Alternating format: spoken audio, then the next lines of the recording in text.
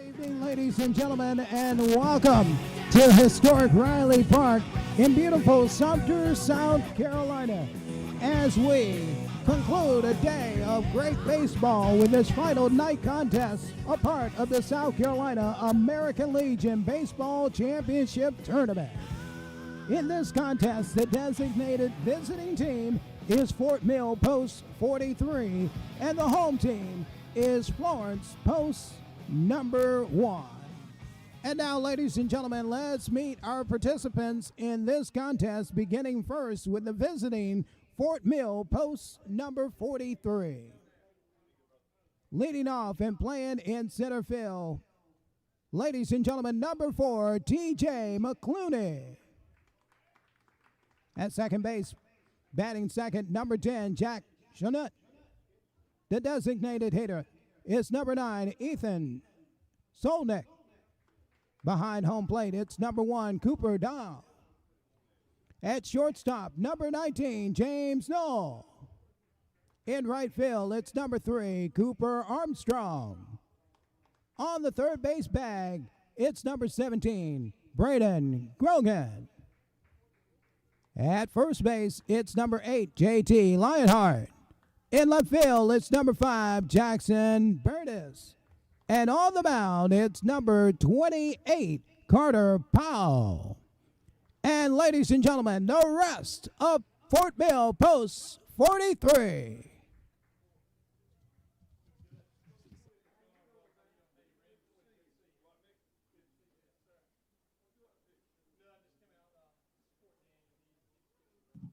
And now, ladies and gentlemen, let's meet the members of Florence Post number 1. Leading off and playing in left field, it's number 5, Jaden Atkinson. On third base, batting second, number 1, Gabe McLaughlin. At shortstop, batting third, number 3, Avery Weaver. At first base, batting fourth, number 22, Carson Haynes. Behind home plate, it's number 9, batting fifth, Newt Henson. In right field, batting sixth, it's number 24, Bryce Oliver. The DH, batting seventh, number 18, Callan McGee. On second base, batting eighth, it's number 15, James White Arthur. Batting ninth, playing center field, it's number 2, Brandon Anderson. And on the mound, it's number 12, Hank Grider. And the rest of Post number 1.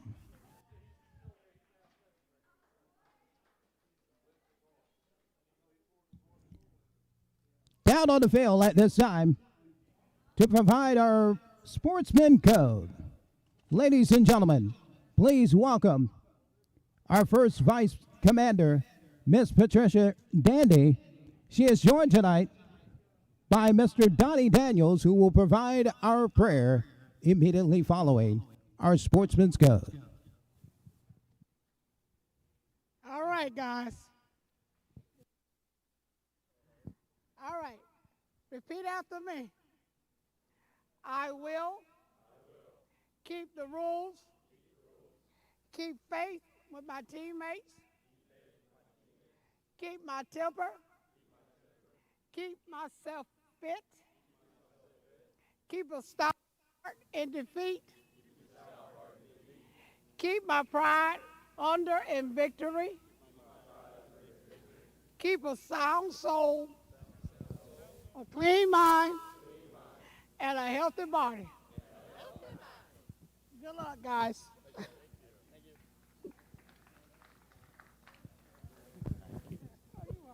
Good evening. Welcome to historic Riley Park. On behalf of the State American Legion Committee, our commander had another meeting tonight. We have some people here of notation. Of course, Patricia Dandy is our first vice. Tommy Ford has been a part of the baseball committee for probably 40 years. Jay Wren, Bill Lyons, who helped him run the tournament on behalf of Dalzell in the city of Sumter. We want to thank you, the parents, and everybody that's here. This is a great tournament, a great park, and we're going to turn it over now to Donnie Daniel, and after that, we're going to play baseball. Thank you. Good evening, everyone. Let's bow our heads. Lord, please be with every team, every player, the fans, the umpires. Keep them out of harm's way. Allow all the players to play at their best level, the coaches to be able to strategize at the highest level, and the umpires to be able to be in the right position to make the correct calls. Give us an expedited game, keep the weather away from us, and give us a great weekend. In Jesus' name, amen. And now, everyone, if you would please rise, those who are able, as we honor America with the playing of our national anthem.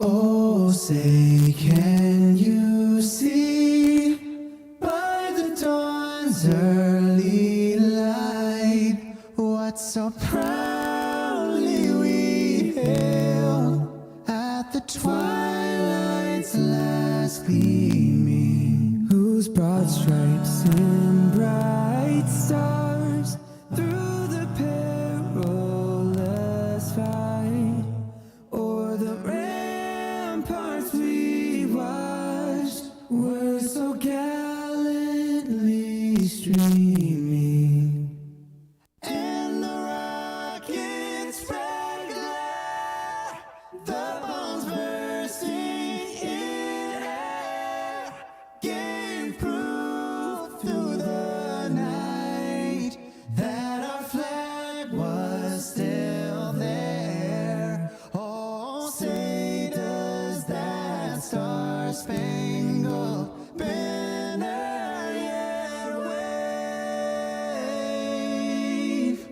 o'er the land of the free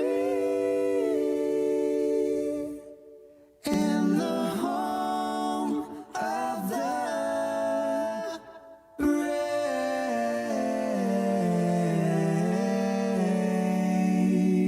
Let's play ball!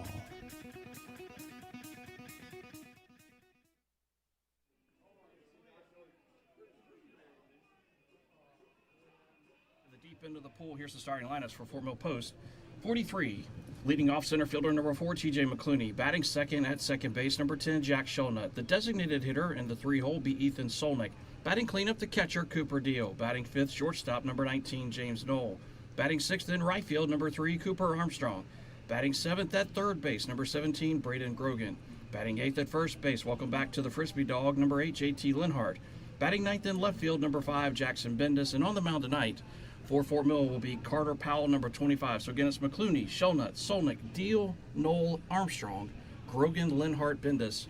Carter Powell on the mound. Head coach Tom Skula, who could set a mark tonight. We're not going to talk about that because baseball is a very superstitious sport, but he is the all-time winningest coach in Fort Mill Post 43 history, assisted by Travis Collier, who will be at third base, Jonathan Romano at first, Joe Riley will be on the bench. Papa Collier is in the ballpark tonight as well. Now for Derek Urquhart's Florence Post 1, leading off left fielder number 5, Jaden Atkinson. Batting second at third base, number 1, Gabe McLaughlin.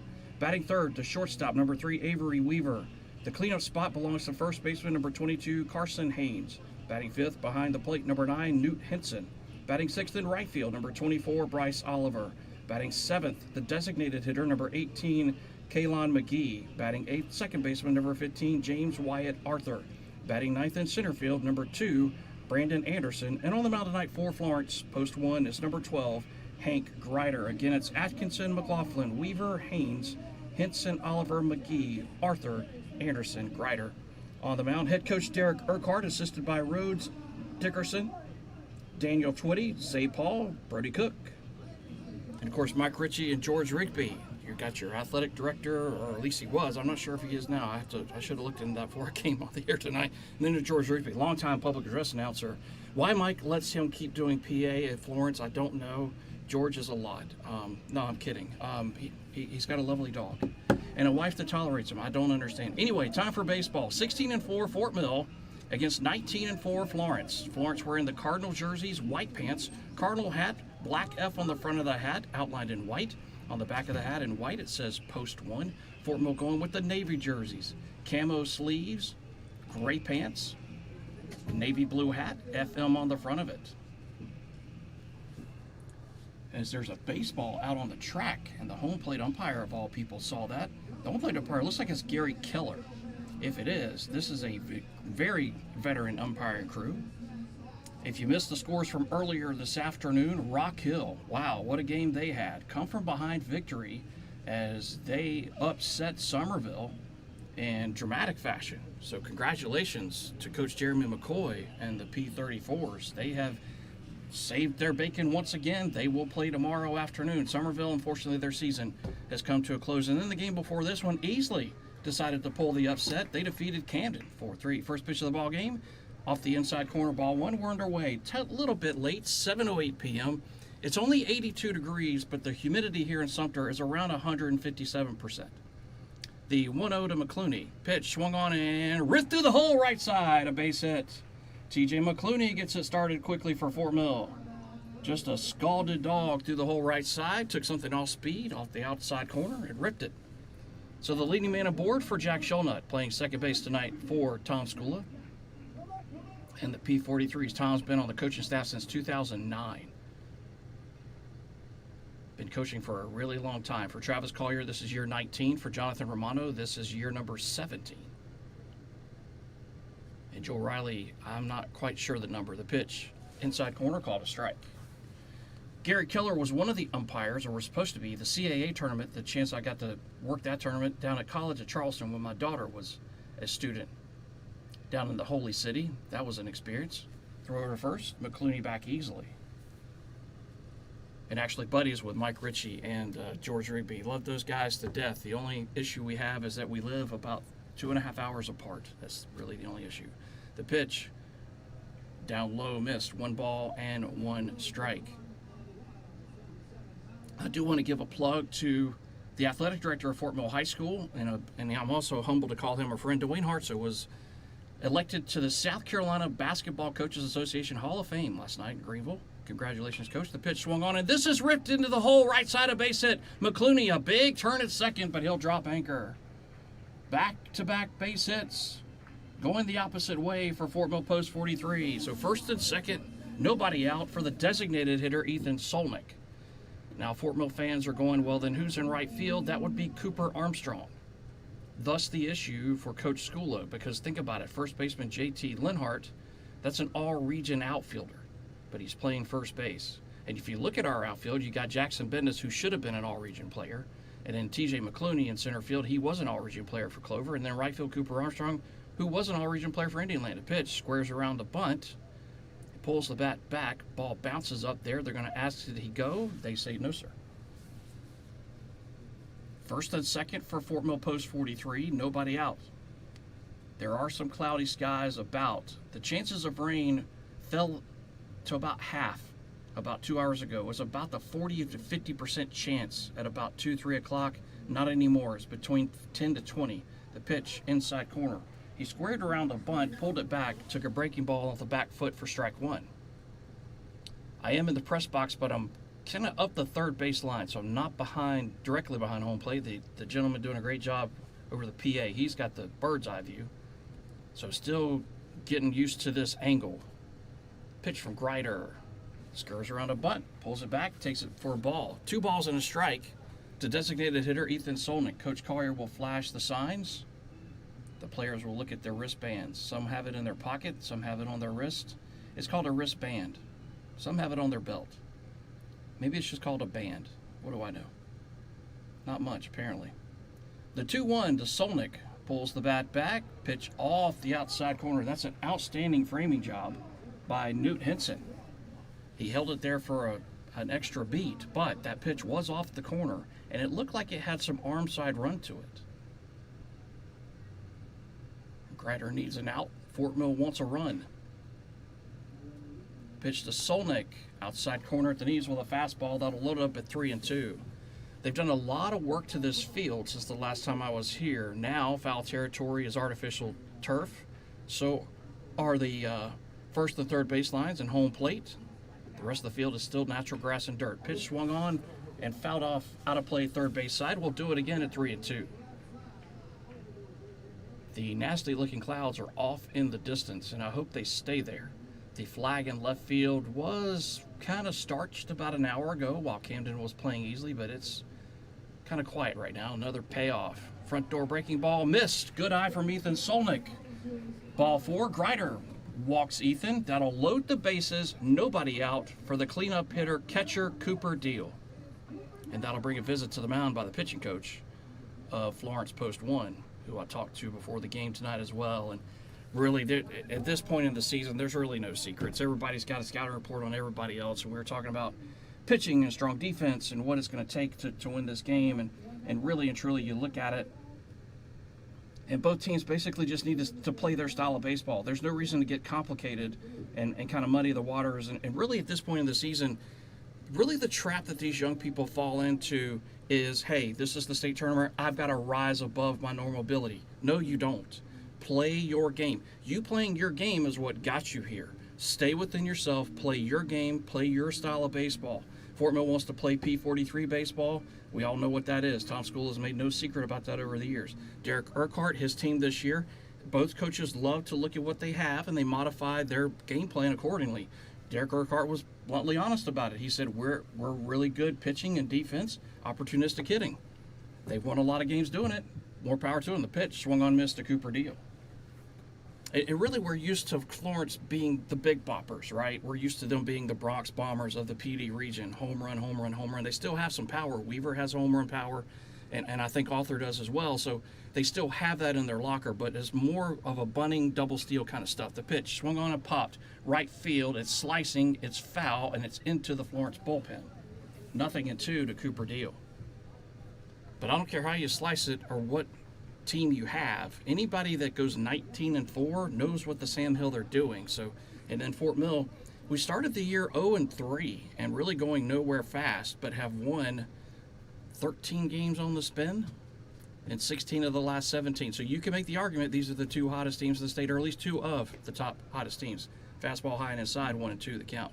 I think if I understand correctly, Florence has won, is it 14 of the last 15? It's something ridiculous. If you put the two teams' streaks together, you wouldn't believe it unless you saw it. The 1-2 to Cooper gets away from the catcher, coming home to score, TJ McClooney. That was a fastball that was errant by Grider. That'll be a wild pitch, and Fort Mill draws first blood, 1-0. Shellnut to third, Solnick to second. Grider just reached back, tried to kind of bring a little more oomph on that one. It held on to it just a little too long, and it whizzed by Cooper Deal all the way to the backstop and hit the backstop on the fly. So Fort Mill's up 1-0. Second and third, still nobody out. A 2-2 count to Cooper. Pitch off the inside corner with the breaking ball. 3 balls, 2 strikes. If you're Fort Mill, this is a beautiful thing. Florence, they're still the dog. As far as I'm concerned, I understand that Richland's the defending state champion. Camden won it the year before. But if you look at Coach Urquhart's program in Florence Post 1, they usually are the standard each year. The pitch, high and inside, that is ball 4.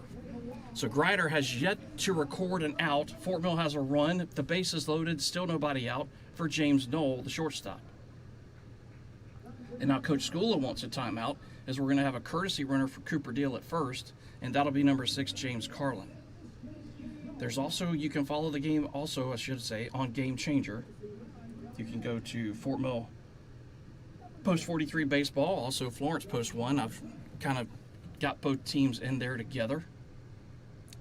Forgive me if this is incorrect, but I don't think the state's doing it. I think we're on our own, so I'm just doing it. Just if it's done twice, hey, cool beans, at least I want it to get done once, you know what I'm saying? The pitch, inside corner, called a strike with a fastball from Grider, who rubs his pitching hand into the dirt. Man, they've done a lot of work to this park. This looks really, really nice. Brand new palmetto trees on the outside fence. The pitch, inside corner at the knees, 0-2 to Knoll. You can still tell because the foliage at the top of these palmettos is still maturing. Green batter's eye in center field. The warning track is artificial turf. Nice. Really, really nice. Green padded outfield fence. Pitch. Swung on, fouled off first base side. A very defensive swing. That was a breaking ball outer half from Grider. And the other thing this park has that I love, and I'm going to get all nerdy about it, is they've got a speed clock. You can tell how fast the pitch is going. Pitch, breaking ball, miss, low and outside. Doesn't work with every pitch. Oh, there it goes. 86 miles an hour on the breaker. Sometimes those things are accurate and sometimes not so much. It just depends. Depends on where the radar is set up. The 1-2 swung on, and here's a little looper. It'll be on the infield. That should have been an infield fly rule, but it's caught by the second baseman, nonetheless, Arthur, for out number 1. Just a little pop. No more than, say, 25 feet off the ground. But Grider gets a much-needed out. So that'll bring up Cooper Armstrong, the right fielder. 1-0 Fort Mill, bases juiced, 1 out. And if you're Fort Mill, you want to be selfish here. You'd love to get 2, 3, even 4, and put the seed of doubt into Florence. But if Florence holds Fort Mill to 1 with all the traffic we had here in the top of the first, Coach Urquhart and his staff's going to feel pretty good about that. Pitch to Cooper Armstrong. There's the slider, miss low and outside. 77 miles an hour slider. Fort Mill in the third base dugout, Florence in the first base dugout. Florence has won 2 of the last 3 games between these two clubs. One of them was for the state title. The pitch missed low and inside, 2 balls, no strikes. I want to say that was 2022. Don't quote me on that. We played in 2021. The year that Florence beat us for the state title, we beat Florence, and then they turned around and beat us, I think, 2 days later, something like that. Final score of that game was 10-6. I remember that. We had a lead in the 6th and coughed it up. I'll remember that the rest of my life. The 2-0 swung on and fouled off. And for some reason or another, Mike Ritchie had the wild idea, hey, let's get JT to Pelham, Alabama, and have him do the Southeast Regional. What could possibly go wrong? Little did he know, the answer to that question is a lot. Unfortunately, Grider out of the windup. The 2-1 swung on, ripped foul. Heads up in the Florence dugout. 2 balls, 2 strikes to Cooper Armstrong, right-handed batter. Indian Land Warriors, back-to-back Region 3 5A champs under Hal Bagwell.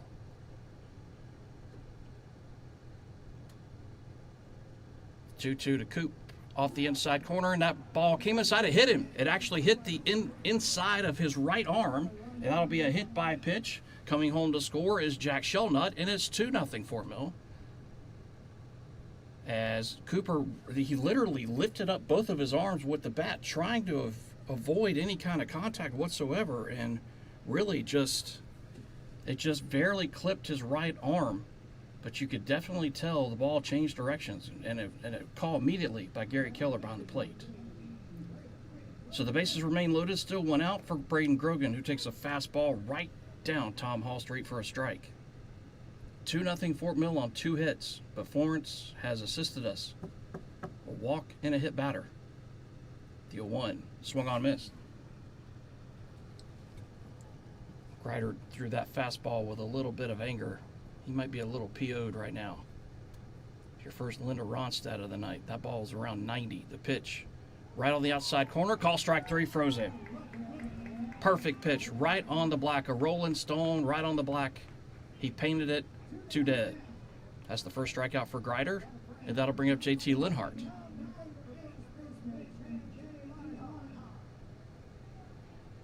Coach Skula at the end of his dugout leaning against railing. Coach Urquhart pacing back and forth in the Florence dugout.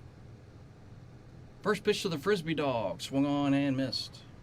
He missed the game back on Wednesday. I think he had orientation, I believe, was the reason for that, but we're glad to have him back. The 0-1 to Linhart. Breaking ball outside corner at the knees. 0-2 to JT. Grider up to 33 pitches here in the top of the first. Mercy.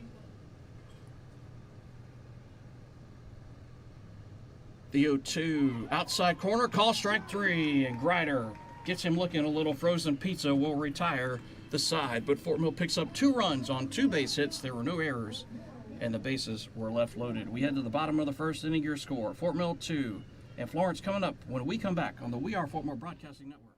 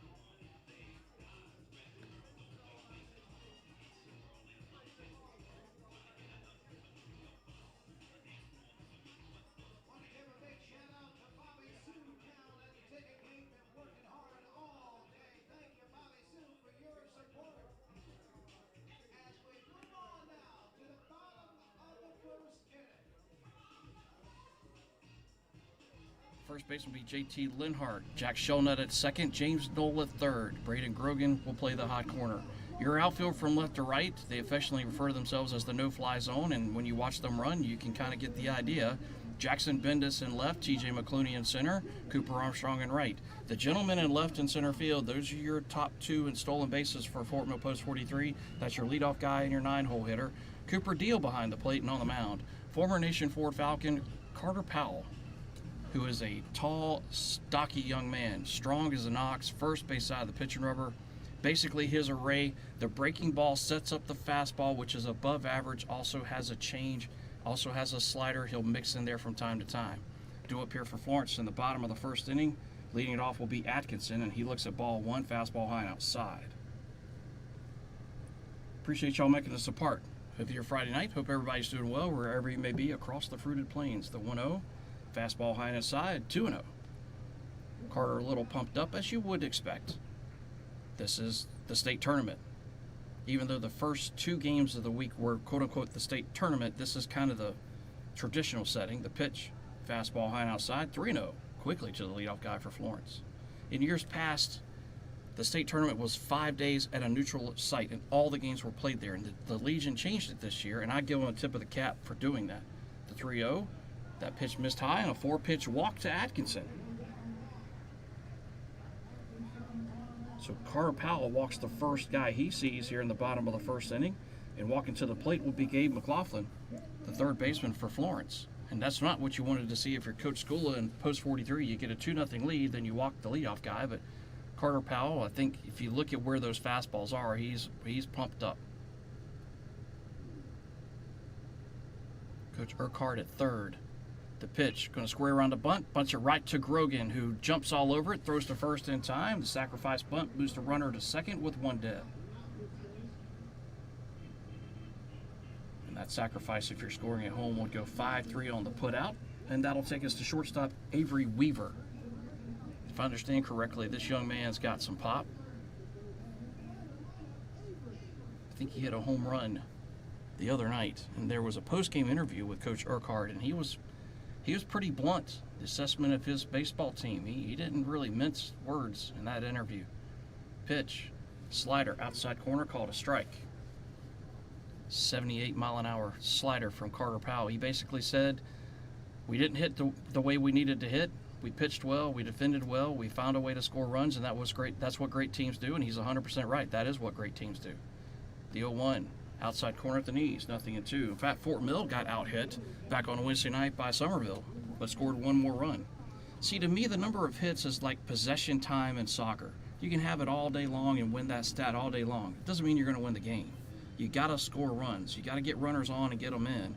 And really, you look at Somerville earlier today, they had a 3-run bomb and a 2-run bomb. The other 2 runs they had to manufacture, but they left a lot of guys on base. They did that Wednesday night too, and unfortunately today it cost them.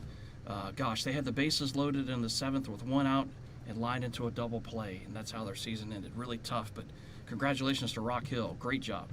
The 0-2 off the inside corner. Breaking ball in the front door, but it was about 2 widths of the baseball off the plate. 1 ball, 2 strikes here to Weaver. Bottom of the first, 2-0 Fort Mill, but Florence is threatening.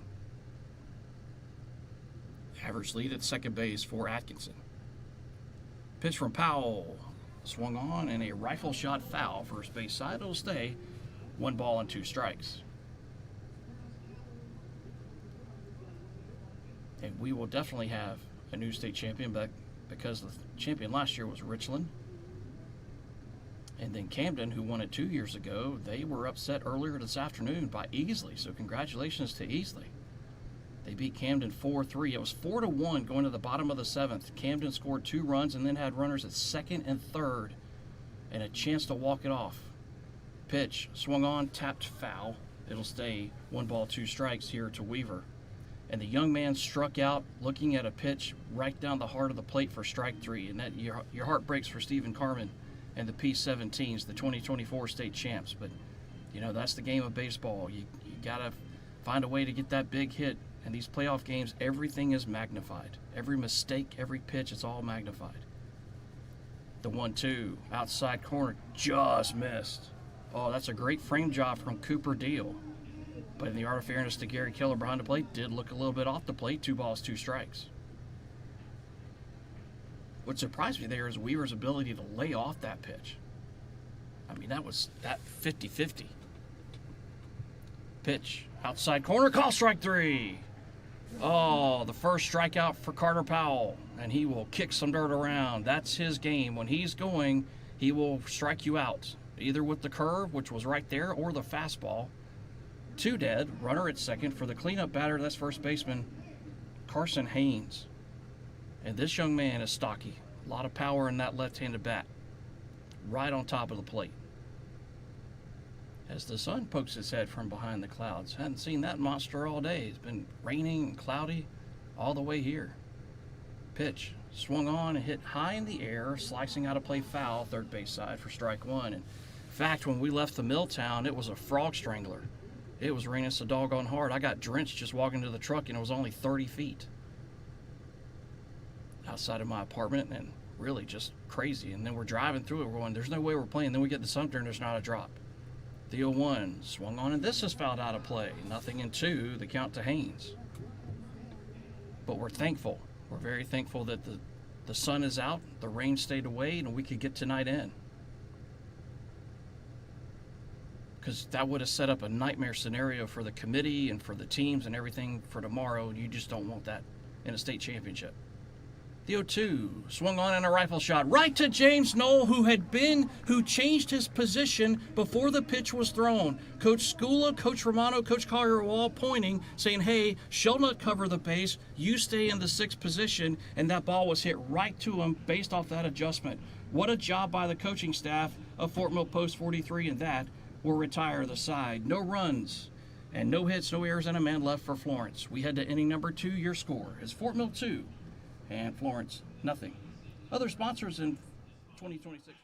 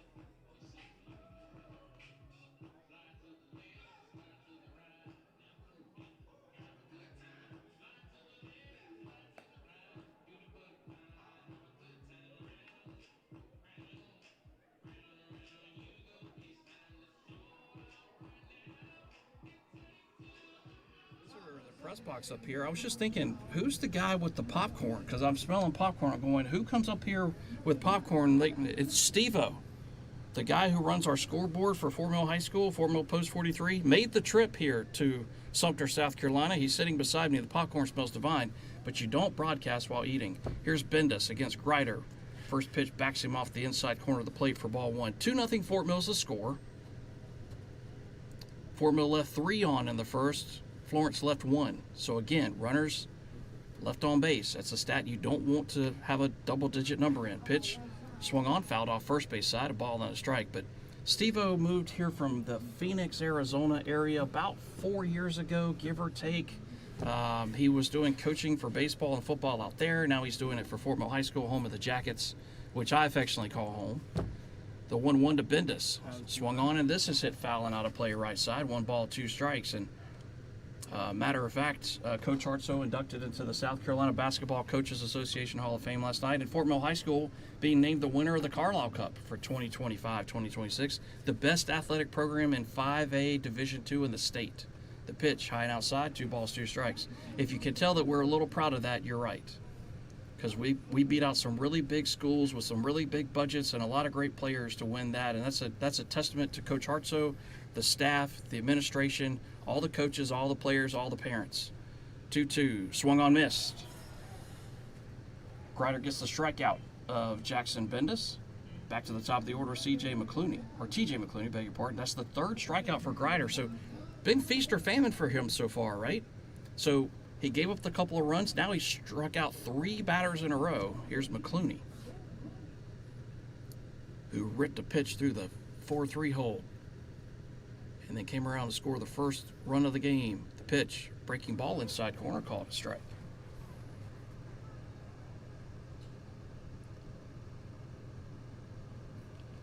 People reaching out to me, appreciate that very much.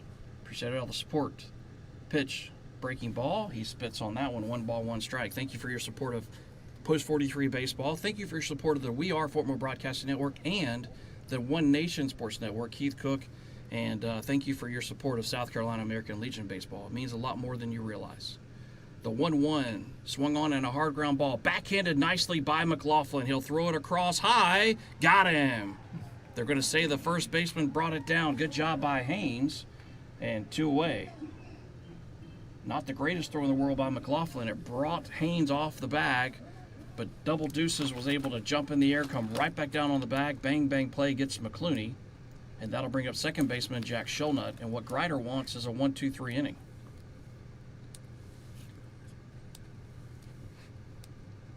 Sumter, South Carolina, home of the Fire Ants. The pitch, both literally and figuratively, inside corner, called a strike. Minor league baseball? University of South Carolina at Sumter. Yep. Some Fort Mill players have called this home. Xavier Cumby played for the P-43s. He called Sumter home for a couple years. The pitch, inside corner at the knees, and all of a sudden Grider looks like a totally different guy. He was struggle busting, trying to find the strike zone, balls flying all over the place, 2 wild pitches to the backstop, but now he's settled in nicely. He looks dynamite. So we were fortunate to get the 2 runs when we did. And Shulnut will step out and step back in as he does a little hokey pokey. Now he's ready to go. The 0-2 from Grider. Swung on and a ground ball inside the bag, and it's a fair ball. It's going to trickle down the right field line. Jack Shulnut hits the bag at first. He'll dig for second. He'll slide in with a 2-out double. That ball was fair by about 1.5 feet, and Haynes stuck the glove down and then slams the ground with his glove. He thought he should have had it. It'll go as a double. And Shulnut in scoring position. And that'll bring up Ethan Solnick, the designated hitter. See you, Steve-O. Thanks for coming, buddy. Steve-O, man. Love that guy. Solnick walked his first time up. Ended up being stranded at third, unfortunately. Fort Mill let the bases loaded in the top of the first. Pitch from Grider. Swung on and whistled foul off the facade. That hit the facade and you could hear the dong. That was loud. I'm behind a thick pane of glass up here with a netting in front of me, and you could hear it through the glass with a headset on. No balls and a strike to Solnick, former Catawba Ridge Copperhead. Pitch right down Tom Hall Street. It's 0-2. In fact, his former Copperhead teammate out at second base, Jack Shulnut. Fort Mill Post 43 pulls from Fort Mill High, Nation Ford, Catawba Ridge, Indian Land, and we have a couple Clover kids. You got TJ McClooney in there. The 0-2 to Ethan Solnick, the left-hander. Pitch. Grider missed his landing spot, and that one was wayward. 1 ball, 2 strikes. 2-0 Fort Mill. We're in the top of the second inning. The winner will book their ticket to the championship game on Sunday. Still got to play tomorrow. The loser will have to fight for their lives tomorrow afternoon at 4 o'clock against Rock Hill. The pitch. Fisted foul. That ball was biting inside. It looked like the slider. And it was just cutting in on the hands of Ethan Solnick, but he fought it off, muscled it foul, stays alive at 1-2. The winner will move to tomorrow night at 7 o'clock to take on Easley, I believe, if I've read the brackets right, which is highly doubtful. Another 1-2. Swung on and missed. And Grider gets another strikeout. Mercy. Has he come alive? That's his 50th pitch of the night, 32 strikes, and that's his 4th strikeout, and down goes Fort Mill. No runs on a hit, no errors, and 1 left. We head to the bottom of the second inning. The score remains Fort Mill 2 And Florence, nothing.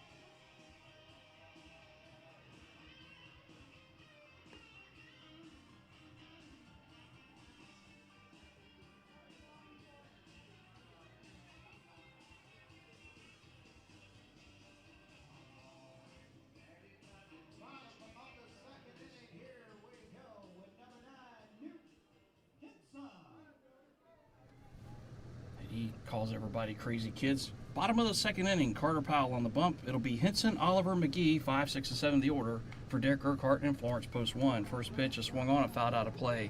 Somebody from Lancaster is trying to call me while I'm on the air. It's 20 minutes till 8 o'clock, y'all, on a Friday. Who calls somebody at 7:40 p.m. on a Friday? You're either selling me something or your hair's on fire. Either way, I'm not answering it. The 0-1 swung on and fouled out of play. No offense, I'm just saying. If you're not in my contact list, as a very close friend of mine's father loves to say, I have negative cares. No offense, I'm just making that point. No balls, 2 strikes. Here to Henson. Pitch, slider missed badly.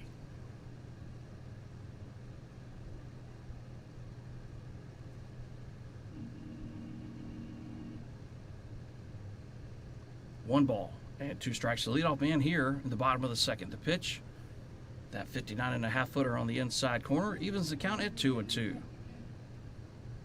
Newt Henson, Bryce Oliver. I'm hoping I'm saying this young man's name properly. Kalon. It's Khhalon. Pitch high and inside. Almost hit him in the helmet. It's 3 balls and 2 strikes.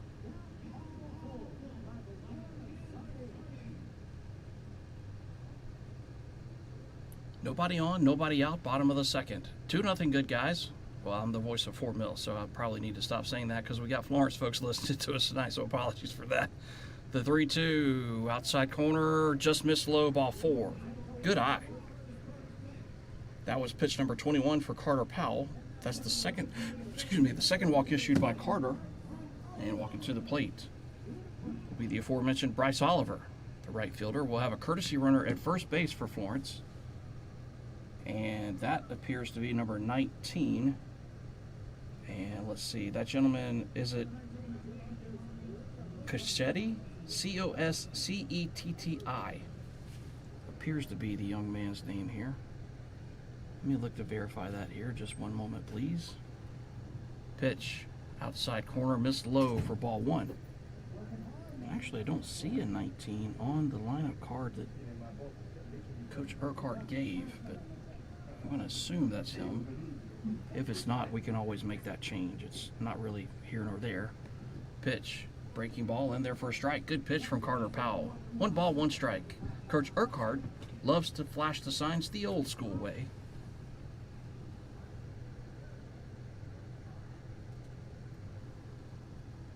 One and 1. Pitch, breaking ball in the dirt. Cooper Deal's going to throw behind the runner at first. He's back safely. 2 balls and a strike.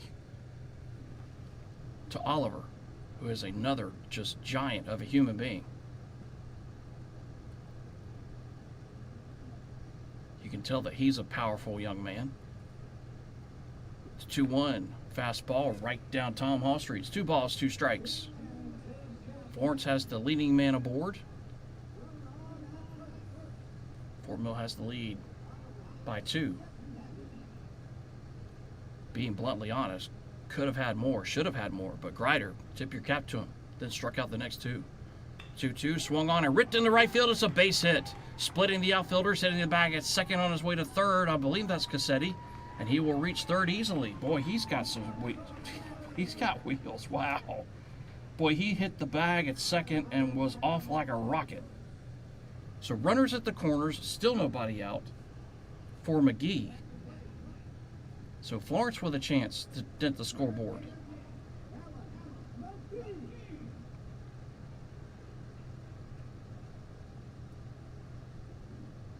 And now to bring a visit to the mound by Coach Collier as he has a brisk walk out there. Give me a chance to tell you about the other two sponsors this year for Fort Mill Post 43 baseball. They include Sonny's Barbecue, your barbecue how you want it. Visit their location in Rock Hill at the intersection of Highway 21, Celanese Bypass. Sonny's Barbecue, local pitmaster since 1968.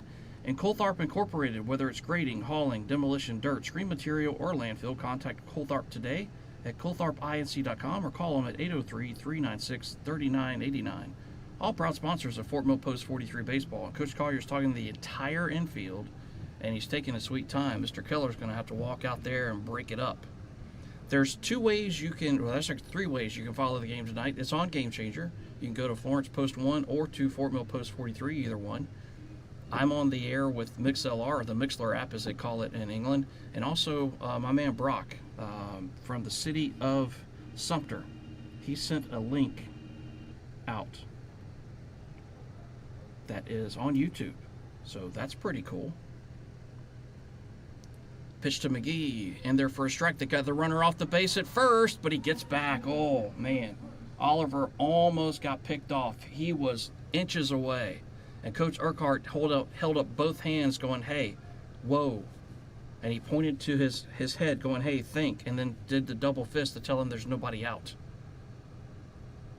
The 0-1 swung on and hit foul and out of play. No balls, 2 strikes. You got to be careful because Cooper Deal, but actually all the catchers for Fort Mill, they'll throw behind you. There's no fear in their game. They will come up and fire away. Do not fall asleep on the base paths. The 0-2, breaking ball, nice stop by Cooper Deal. The runner came about a third of the way down the line. Now he'll scamper back, and Coach Urquhart puts both hands on top of his helmet. At that time, he wanted the runner at first, Oliver, to take off for second because it would have forced Cooper Deal to make a decision. So that's a break for Fort Mill if you think about it. So runners at the corners, nobody out, and a 1-2 count here to McGee. Pitch, fastball high and inside. 2 balls, 2 strikes. Was that a mistake or was that a purpose pitch from Carter Powell? No wind in the ballpark. You don't see that here very often. The 2-2. Swung on in a tapper to the third baseman Grogan. He's going to come home, and they got him.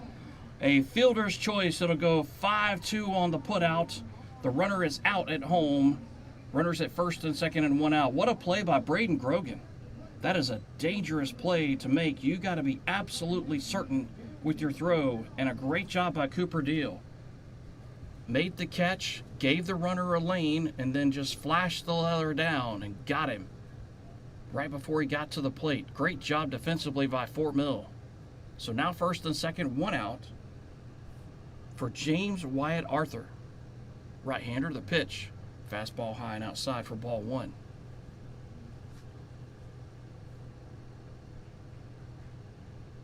The runner at second is Oliver. McGee at first.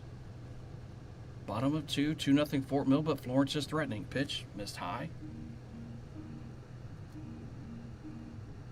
And Coach Cook chiming in, says another high IQ play from Groves. That's right, Braden Grogan. His brother played as well. Dad played. Blonde-haired, blue-eyed, powerful young man. He's right-handed, but he bats left, and he's got pop. The 2-0, right down Tom Hall Street at the knees. It's 2 balls and a strike. For our friends from Florence, we have a main street in Fort Mill, but the main drag through town is Tom Hall Street.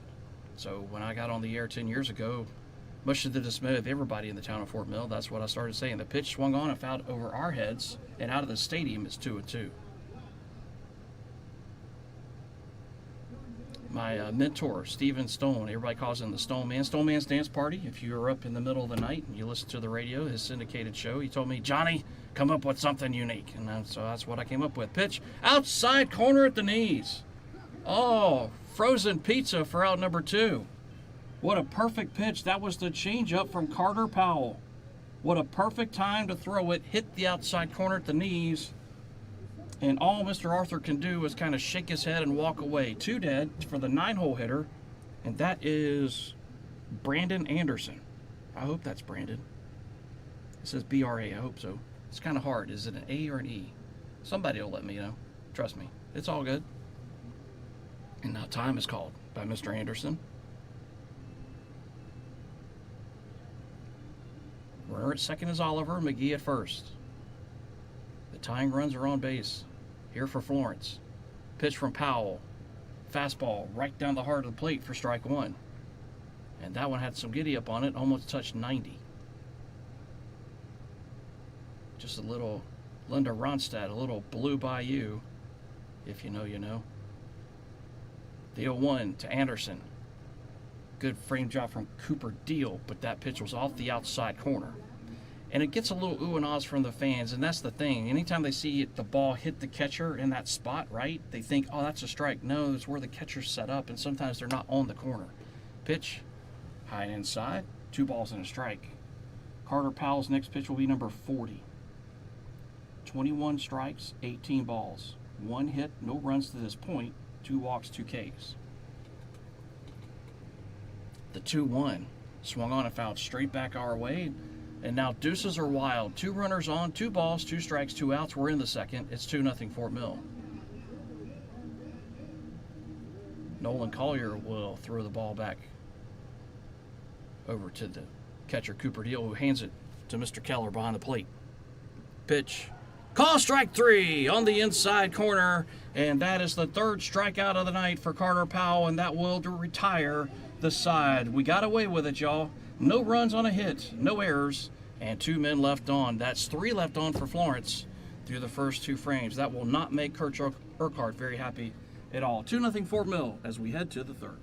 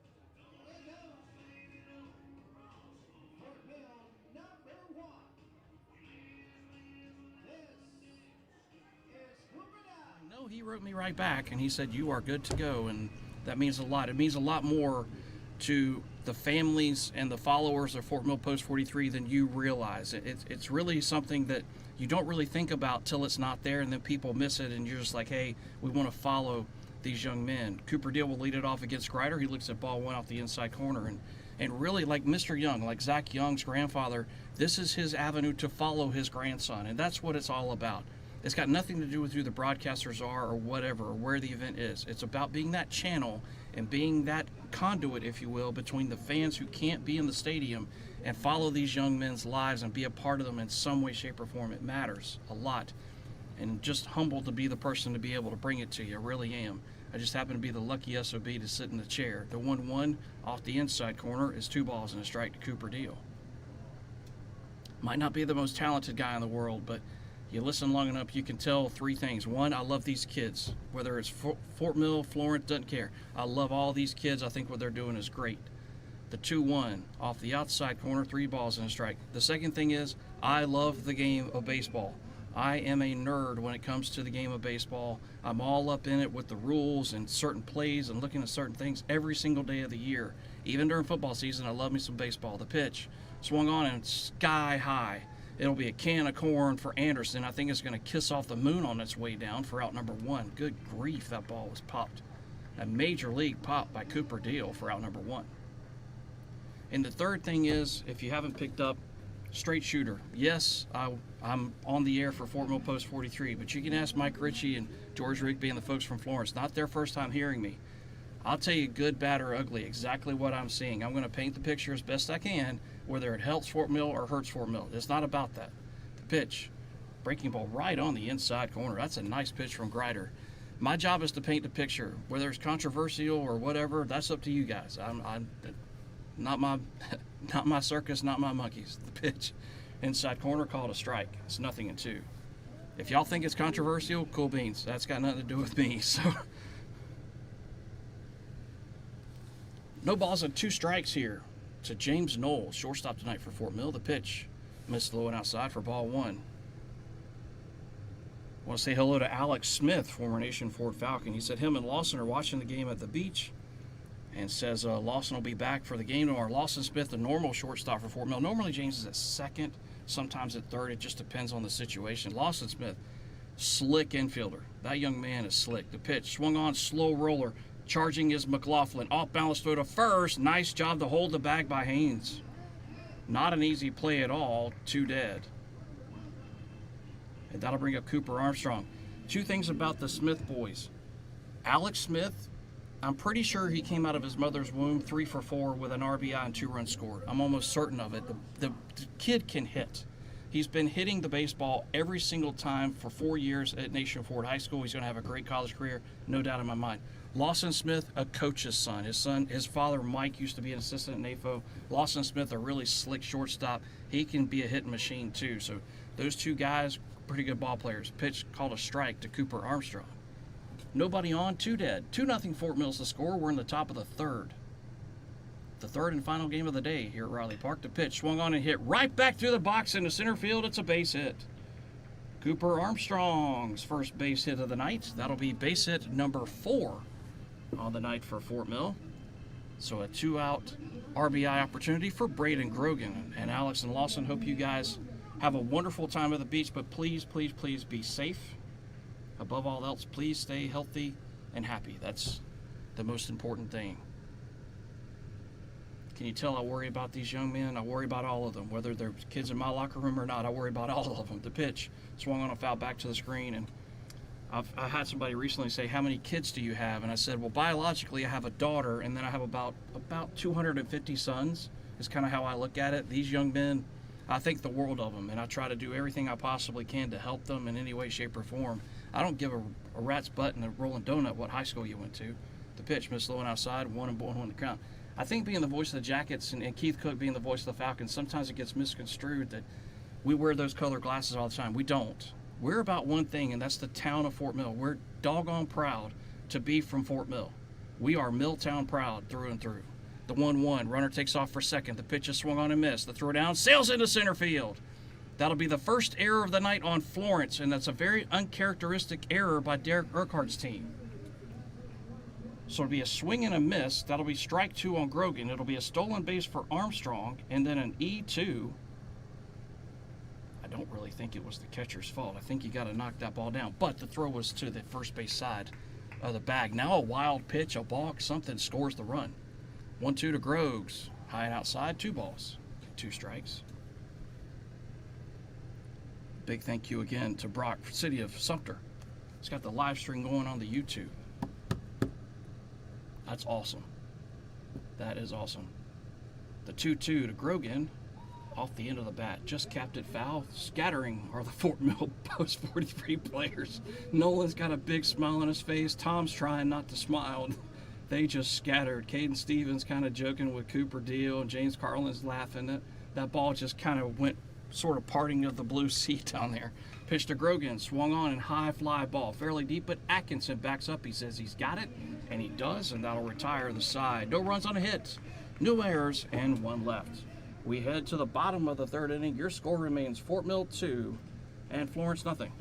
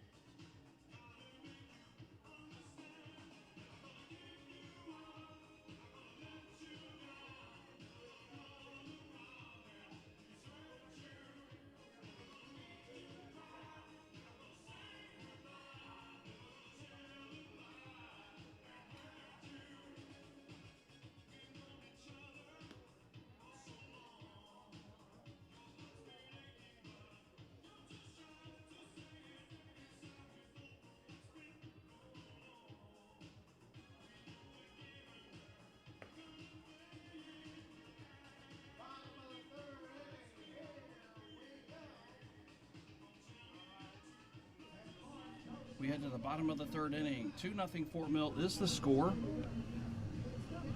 Due up here for Florence post one, it's going to be the top of the order. Atkinson, McLaughlin, and Weaver. Against Carter Powell. 2 innings pitched, 41 pitches, 23 strikes. 1 hit, no runs. 2 walks, 3 strikeouts, hadn't hit anybody. Pitch to Atkinson. Outside corner, called a strike. If you remember, Atkinson walked to start the bottom of the first, but was stranded. I believe it's second, if memory serves, which at 51 years old rarely does. The 0-1, outside corner at the knees, called a strike, 0-2. This is not a Florence team from a blast from the past, literally and figuratively. Normally they've got big bombers and home run hitters and doubles all over the place to pitch off the outside corner, 1-2. That's a competitive 0-2 pitch from Carter Powell. I like it. This year they still have some power, but a lot of small ball, if you will. And some people use that and they hear that and they think, oh, that's demeaning. It's not at all. I'm a huge fan of small ball. I love that style of baseball. Pitch high, it's 2-2. The bunting, double stealing, right? Pulling guys off, doing certain things, hit and run, that sort of thing, putting pressure on the other team defensively. I love that style of baseball. I've never really been a fan of just sit back and wait for the big double kind of guy. It's just not my style. Pitch swung on and missed. Oh, a very defensive swing from Atkinson. He obviously was expecting something else. That's the 4th K of the night for Carter Powell. 1 away from McLaughlin.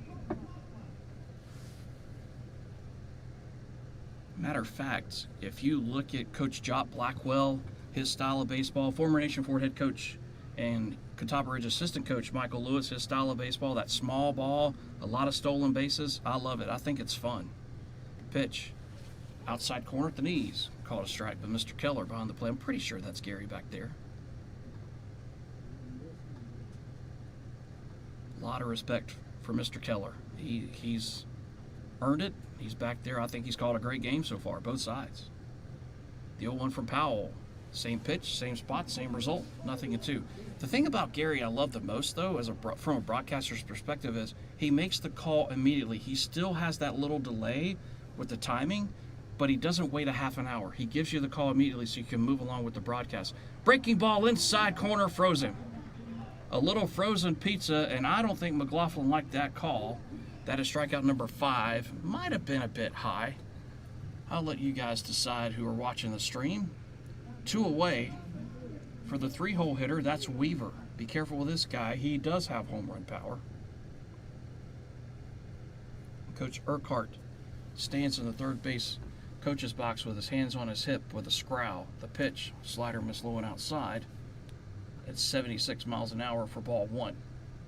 Weaver 0 for 1 in the game tonight. He struck out looking. 1-0.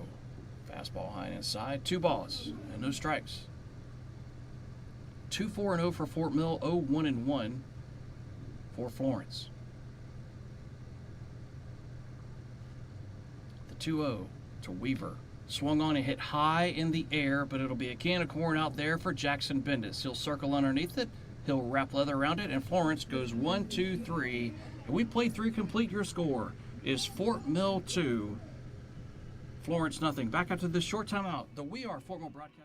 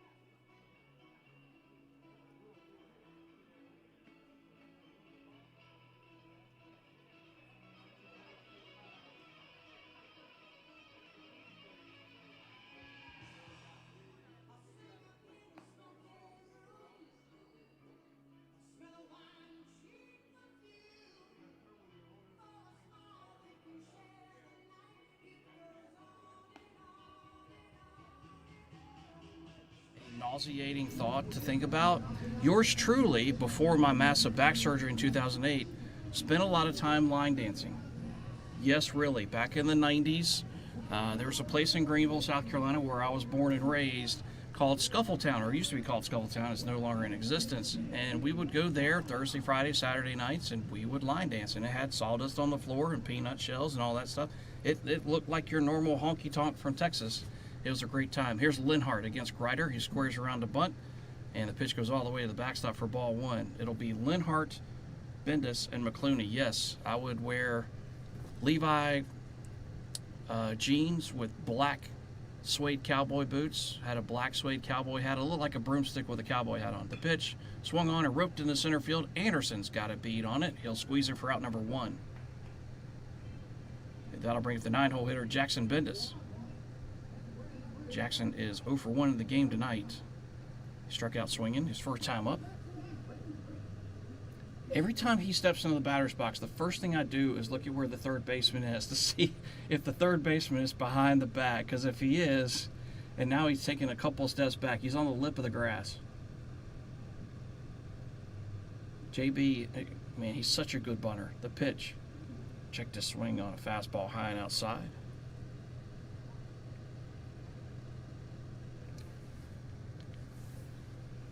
The 1-0 to Bendis, former Fort Mill Yellow Jacket. Pitch swung on a foul back to the screen. 1 ball, 1 strike. He's headed to the University of South Carolina, home of the Gamecocks.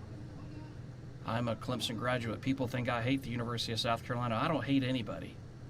I'm a Christian man. I'm a son of God. I'm a believer. I don't hate anybody or anything. The pitch squares around a bunt. Bunts at third base side. Guess who's on first base with a bunt base hit? There are 3 certainties in life, y'all. There's death, taxes, and Jackson Bendis is going to lay a bunt down for a base hit. Put that one in the bank.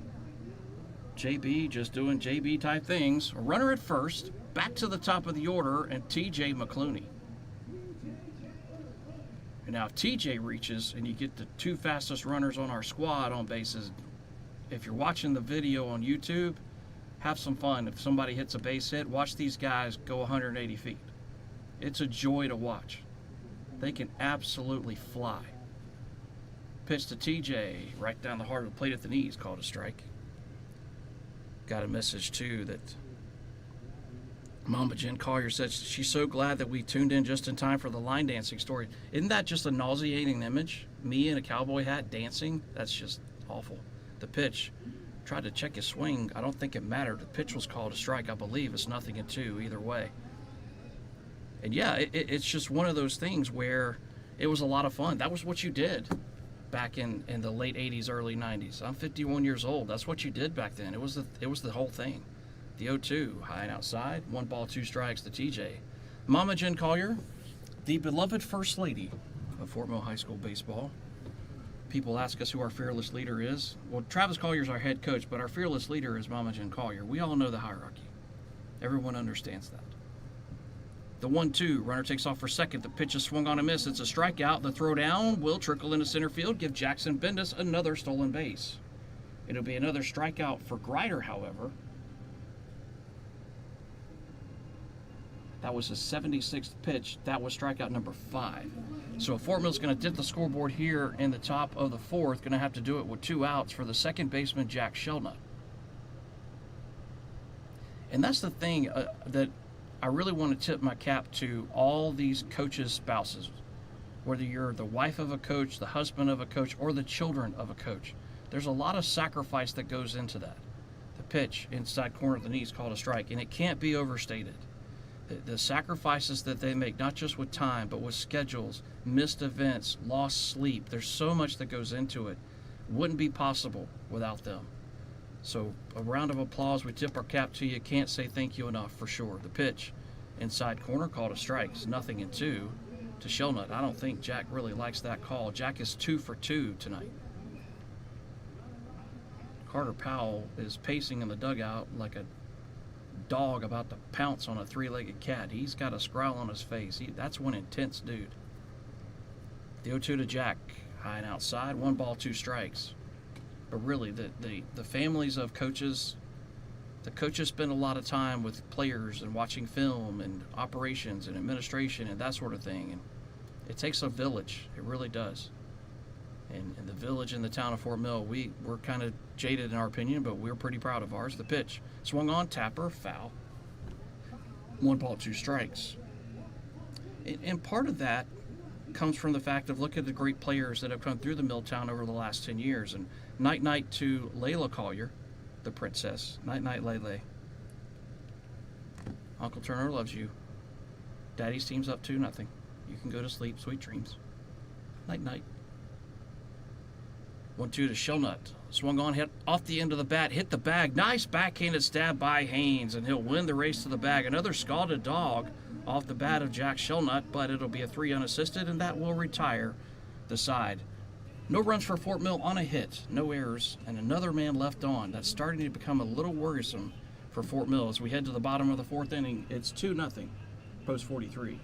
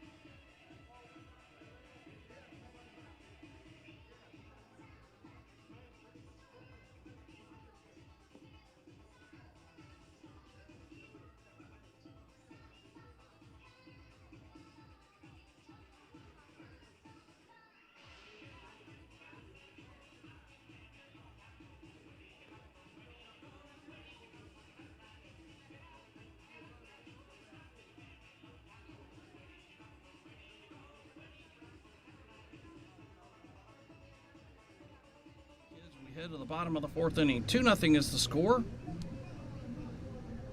Literally, I just went to my iPad and typed in the words honky tonk. The words just got stuck in my head, and I went, you know what? Let's just play a honky tonk song. That's Dwight Yoakam. Love Dwight Yoakam from the hills of Tennessee. Or excuse me, the hills of Kentucky. Beg your pardon. It'll be Haynes, Henson, and Oliver against Carter Powell. First pitch fastball misses. Haynes 0 for 1 in the game tonight for Florence. He lined out to James Knoll. That was an RBI opportunity, and that was a defensive change for Fort Mill, and it paid dividends. Pitch bounced up there, 2 balls and no strikes. Right before that pitch, basically every coach in the dugout was waving James back to the 6th spot, basically saying, hey, get off the bag, put Jack over there, and doggone it if Haynes didn't hit a missile right to him. The 2-0, front door breaking ball missed. 3 balls and no strikes. Carter Powell, 3+ innings pitched, 55 pitches, 30 strikes, 1 hit to this point, no runs, 2 walks, 5 Ks, hadn't hit anybody. The 3-0, outside corner at the knees. Get me over fastball. This is the 4th time in the last 5 years these two teams have tangled. The 3-1 off the outside corner, ball 4. And the leadoff man aboard here for Florence in the bottom of the 4th. Florence won 2 of the first 3. One of them was for the state title. I believe that was in 22.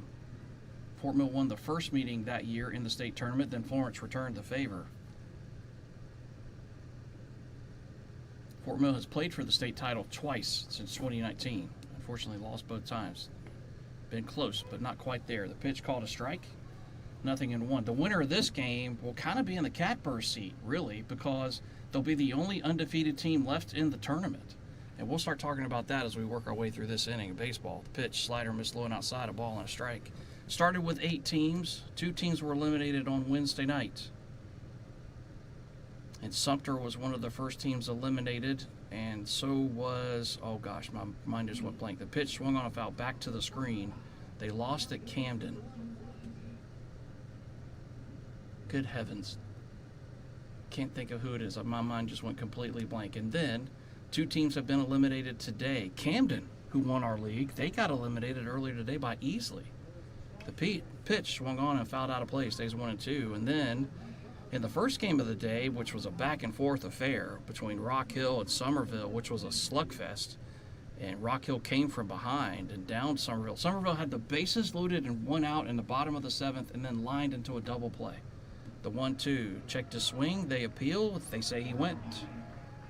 That's a gift. Thank you, sir. May I have another? That's another strikeout for Carter Powell. That is K, number 6 of the night.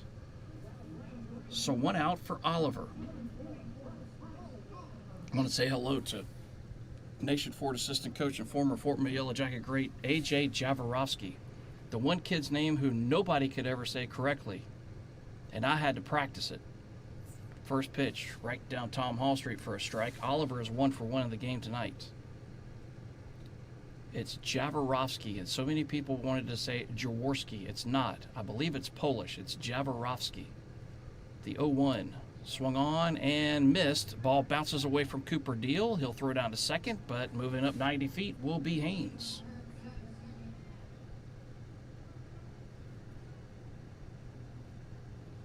So now runner in scoring position for Florence with only 1 out.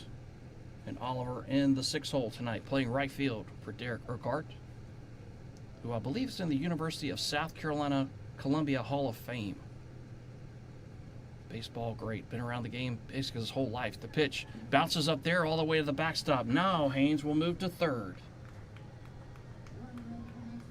So the wheels coming off a little bit here for Carter Powell on 65 pitches. Nothing doing yet in the Fort Mill pen. Actually, the Florence pen is quiet as well. So now the first run of the game for Florence is a mere 90 feet away.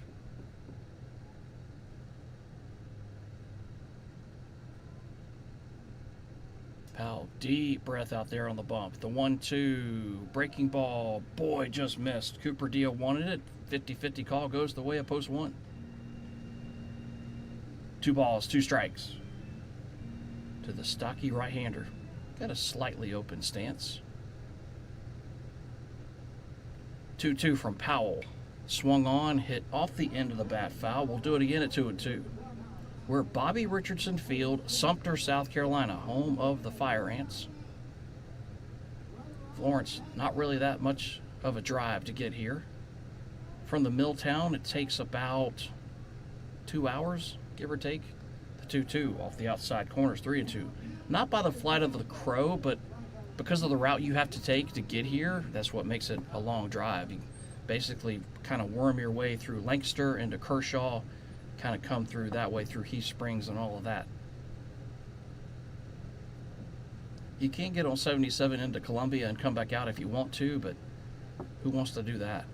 The 3-2, nowhere near, ball 4. That's the 4th walk issued tonight by Powell. Now the tying runs are aboard, only 1 out, and that'll bring up the 7-hole hitter, McGee. And Mr. McGee in the game tonight is 0 for 1.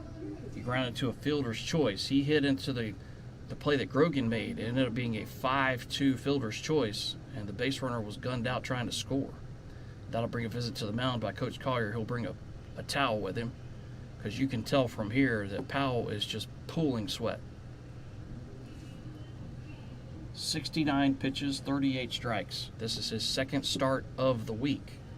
He pitched on Monday night and really did yeoman's work. He was great. But Coach Tom Skula basically said, hey, we're going to get you to a certain number and you're out.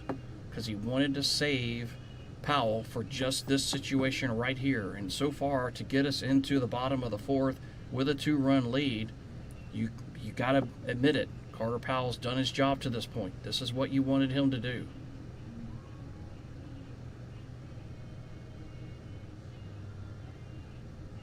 And he's one of those pitchers where he'll be around the plate most of the night. His stuff has so much movement on it, though, sometimes it's a little difficult and a challenge for him to be able to harness it and kind of reel it in sometimes. But he's got good stuff. He's always had good stuff. That's never been the issue. But boy, what a senior year he had for Josh Corley and the Nation 4 Falcons. And he'll step off the rubber. Cooper Deal, I think, wanted to roll through the signs once again. Here's McGee. Haynes at third, Oliver at second. The pitch. That was split the heart of the plate at the knees for a strike. And now Coach Skula paces around, looks at his lineup card. You get into those middle innings, you start to have to think about changes. The 0-1, high and inside, nice stab by Cooper Deal. And Mr. Haynes had ventured a little too far off the bag. Cooper pulled the bow and arrow, but stuck the ball in his pocket.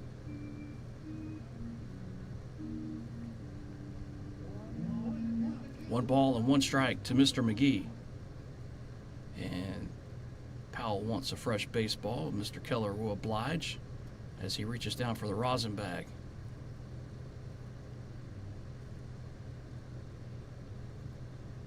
Two to nothing is the score.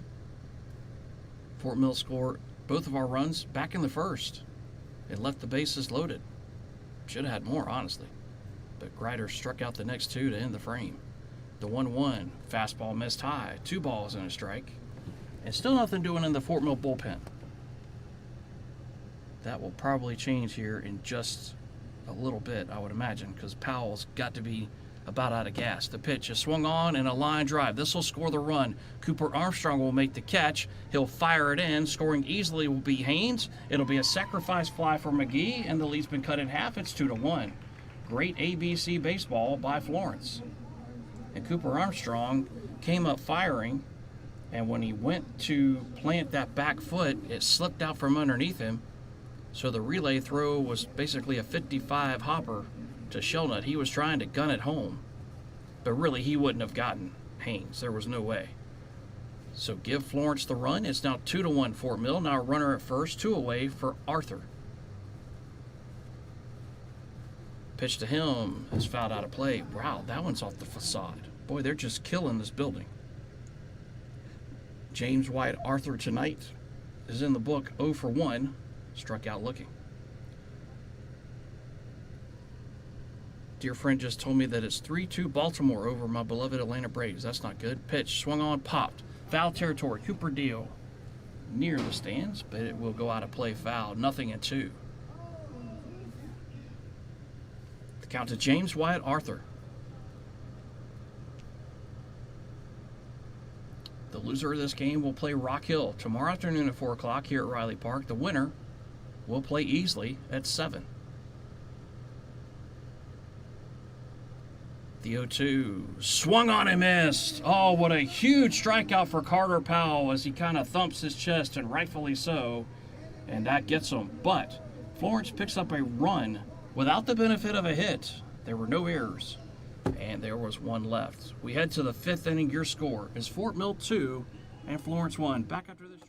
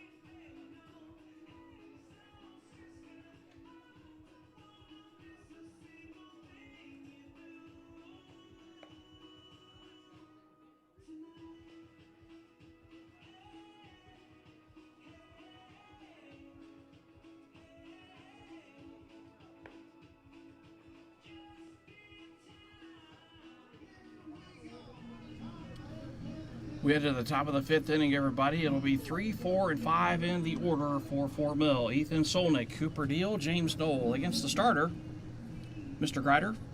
4 innings pitched so far, 81 pitches, 53 strikes, 5 hits, 2 runs, both earned, 2 walks, 5 strikeouts, has hit a batter. Here's Solnick, who's 0 for 1 in the game tonight. He has walked and struck out swinging. Pitch to Grider, from Grider to Solnick, misses high and outside for ball 1.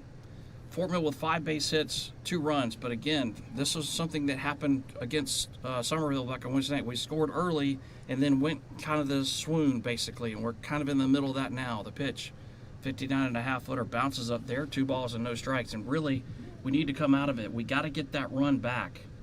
Put Florence back in a 2-run hole, maybe a 3-run hole, make it hard on them. Right now, they're going to feel energized. The pitch is swung on and missed. Actually, it's foul tipped into the glove of the catcher, says Mr. Keller. 2 balls and a strike.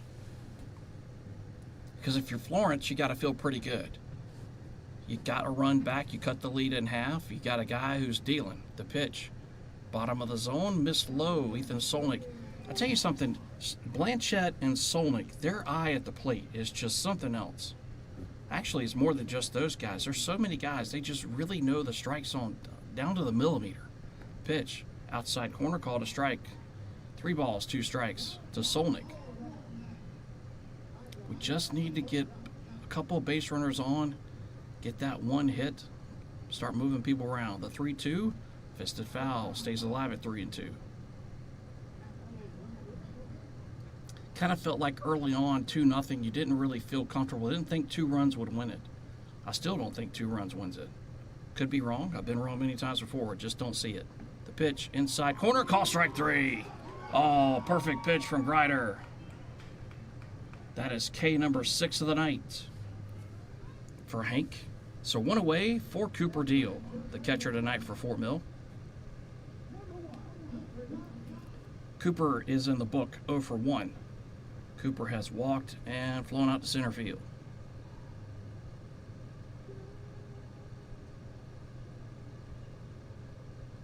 Hank kicks and fires. Inside, it hit him. That's a break. Will Mr. Carlin grab a batting helmet and come onto the field? He will. So James Carlin will be the courtesy runner for Cooper Deal, who will painfully reach base.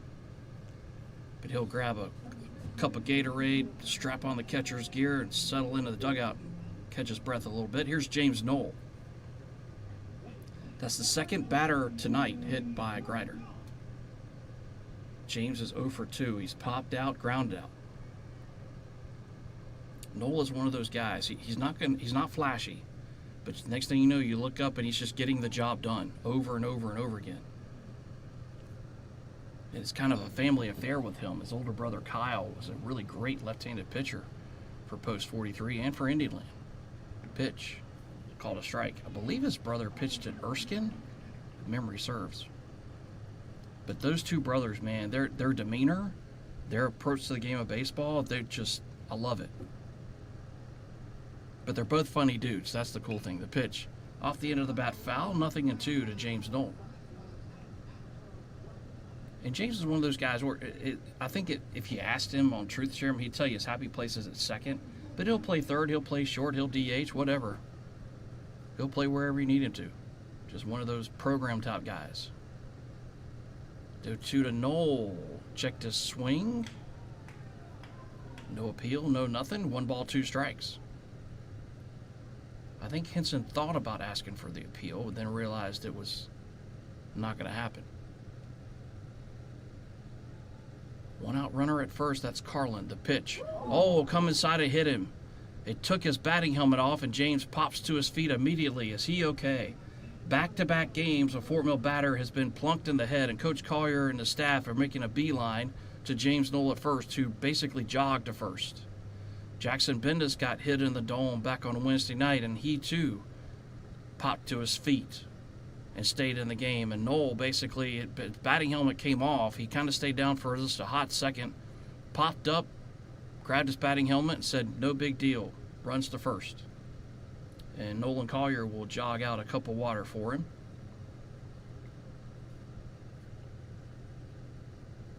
And Coach Collier, Coach Skula, Coach Romano, they're all staring into the eyes of James Knoll. They're making sure he's not concussed and make sure he's okay. Because, folks, I don't care who you pull for, the last thing you want is to see one of these young men get hurt. There'll be action in the bullpen for Florence, and that's going to be number 7, Bryce King. That's another beautiful thing about this ballpark. You can see both bullpens fairly clearly. I can see the Florence bullpen a lot clearer than I can see Fort Mills, but being this high in the sky, you can kind of get a look-see. Bryce King's going to start throwing the weighted ball, though. You look at the stats for Grider, 93 pitches. Now, what's the rule? You can go to 105, but if you start a batter, which easily did in the game before ours, he started the last batter at 103. I think the young man ended up at 109. If you start the last batter before 105, the rule is you can finish that batter. And the thing about Easley, when they ended that game, they had nobody warming up. That was the thing. That guy had to record the final out. The pitch, outside corner, called a strike. And he struck the kid out from Camden looking to end the game. Camden's season came to a close earlier today. So Easley still alive. Rock Hill still alive. Somerville has been eliminated. So has Camden. Pitch from Grider, bounced up there. Nice stop by Henson. I used to date a girl when I was in high school, last name of Henson. Interesting. Why I just thought that, I've got no idea. I have what I call shiny squirrel disease. I get distracted so easily, it's not even funny. I get off the track so quickly. My poor mother, bless. Runners at first and second, 1 out. The 1-1 to Cooper Armstrong, nowhere near. And you got to think Ryder is running out of gas. You saw his mechanics there. They're starting to fall away a little bit. And I'm not demonizing the kid. I'm saying, look, it's a warm, just muggy day. And he's up to 96 pitches. He has done the job for his team today. The pitch swung on and hit foul. 2 balls, 2 strikes to Cooper Armstrong. He fell behind 2-0 in the first. Could have been a lot worse, but he kept it between the lines.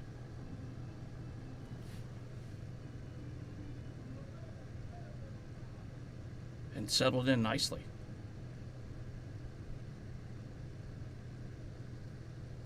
Two to Cooper Armstrong, former Indian Land Warrior. Pitch swung on, line drive, but it'll slice foul. It'll stay 2 balls and 2 strikes to Cooper, who is 1 for 1 tonight officially. He's been hit by a pitch, and he's singled to center field. A single to center field might score the run. It just depends. Carlin at second, but Anderson in center field's got an arm, so be careful there. Another 2-2 off the inside corner. That'll load it up to Coop. It's 3 balls, 2 strikes. James Carlin at second, Catawba Ridge. James Knoll at first, Indian Land. Cooper Armstrong in the box, Indian Land. The young man on deck is Braden Grogan, Fort Mill High School. The payoff to Cooper. Swung on and fisted foul. We'll do it again. That was the 100th pitch for Hank. 63 strikes, 37 balls. And think about it this way. After the first 2 frames, he was up to 50. And here he is in the 5th with 1 out. You tip your cap to the young man. He has been a warrior. The pitch, high and inside, ball 4. But he loses Cooper Armstrong there. That'll load the bases with only 1 out for Braden Grogan. So if you're Coach Urquhart, do you make a change here, or do you trust Grider to get Grogan out? And here comes the pitching coach for Florence. And Hank kind of covers his mouth with his glove, shakes his head a little bit. That's the sign of a pitcher who just gives you everything he's got. He's gutted it out tonight. He had to have a big performance for his team to stay in this game. They are in this game. It's only 2-1 here in the 5th. And I think, yeah, they're going to leave him in. How about that? Roll of the dice here from Florence. You never know. His job here to get Grogan. Because here's the thing, Grogan's 1 swing of the War Club away from putting 2 runs on the board, but also Grider's 1 pitch away from getting a double play and getting out of it. It's a game of baseball, game of inches. Look, Somerville earlier today, bases loaded, 1 out in the 7th, and the kid line drives it to second base and gets doubled off to end the game. If that ball goes 3 feet either way, Somerville probably ties the game. Baseball is literally a game of inches. Doesn't take much. Pitch to Grogan, outside corner at the knees for a strike. Grogan is 0 for 2 in the ball game today. Struck out looking, and he's flown out to left. A fly out to left would score a run. Pitch, outside corner at the knees. 0-2 to Braden Grogan, rising senior for the Fort Mill Yellow Jackets. That's why he's got that royal blue batting helmet. The 0-2 to Grogan. Back foot slider missed. 1 ball, 2 strikes. Indian Land and Fort Mill both wear blue and gold. Catawba Ridge is green and gold. Nation Forward, red and black. The 1-2 to Grogan. Off the inside corner, and it hit him. Oh, it hit him. Just glanced off his leg. That'll be a very painful RBI. James Carlin will score. It's 3-1 Fort Mill, and that will be the night for Hank, unfortunately, for Florence fans. But that's a huge break for Fort Mill. They score a run and don't record an out, or don't hit into an out. That's big news. So Noel will be at third, Armstrong at second, Grogan at first, and we'll have our first Palmetto Family Hearing Center call to the bullpen of the night. Palmetto Family Hearing Center dedicated to serving all their patients' hearing needs with personalized care technology. 2 locations, one in the Milltown, one in Lancaster, always at palmettofamilyhearing.com. Please support those who support Fort Mill Post 43 baseball. Mr. Keller waves to the press box, says, hey, we got a new pitcher on the bump out here for Florence. I do believe the young man is wearing double sticks. Looks like number 11, perhaps. And if it is, that is Chase Price. And it is number 11. So Chase Price will enter the game. You can't close the book on Hank. 105 pitches, 65 strikes, 5 hits, 3 runs, all earned, 3 walks, 6 strikeouts. He hit 4 batters. But you can't close the book on him because the runners on base are his responsibility.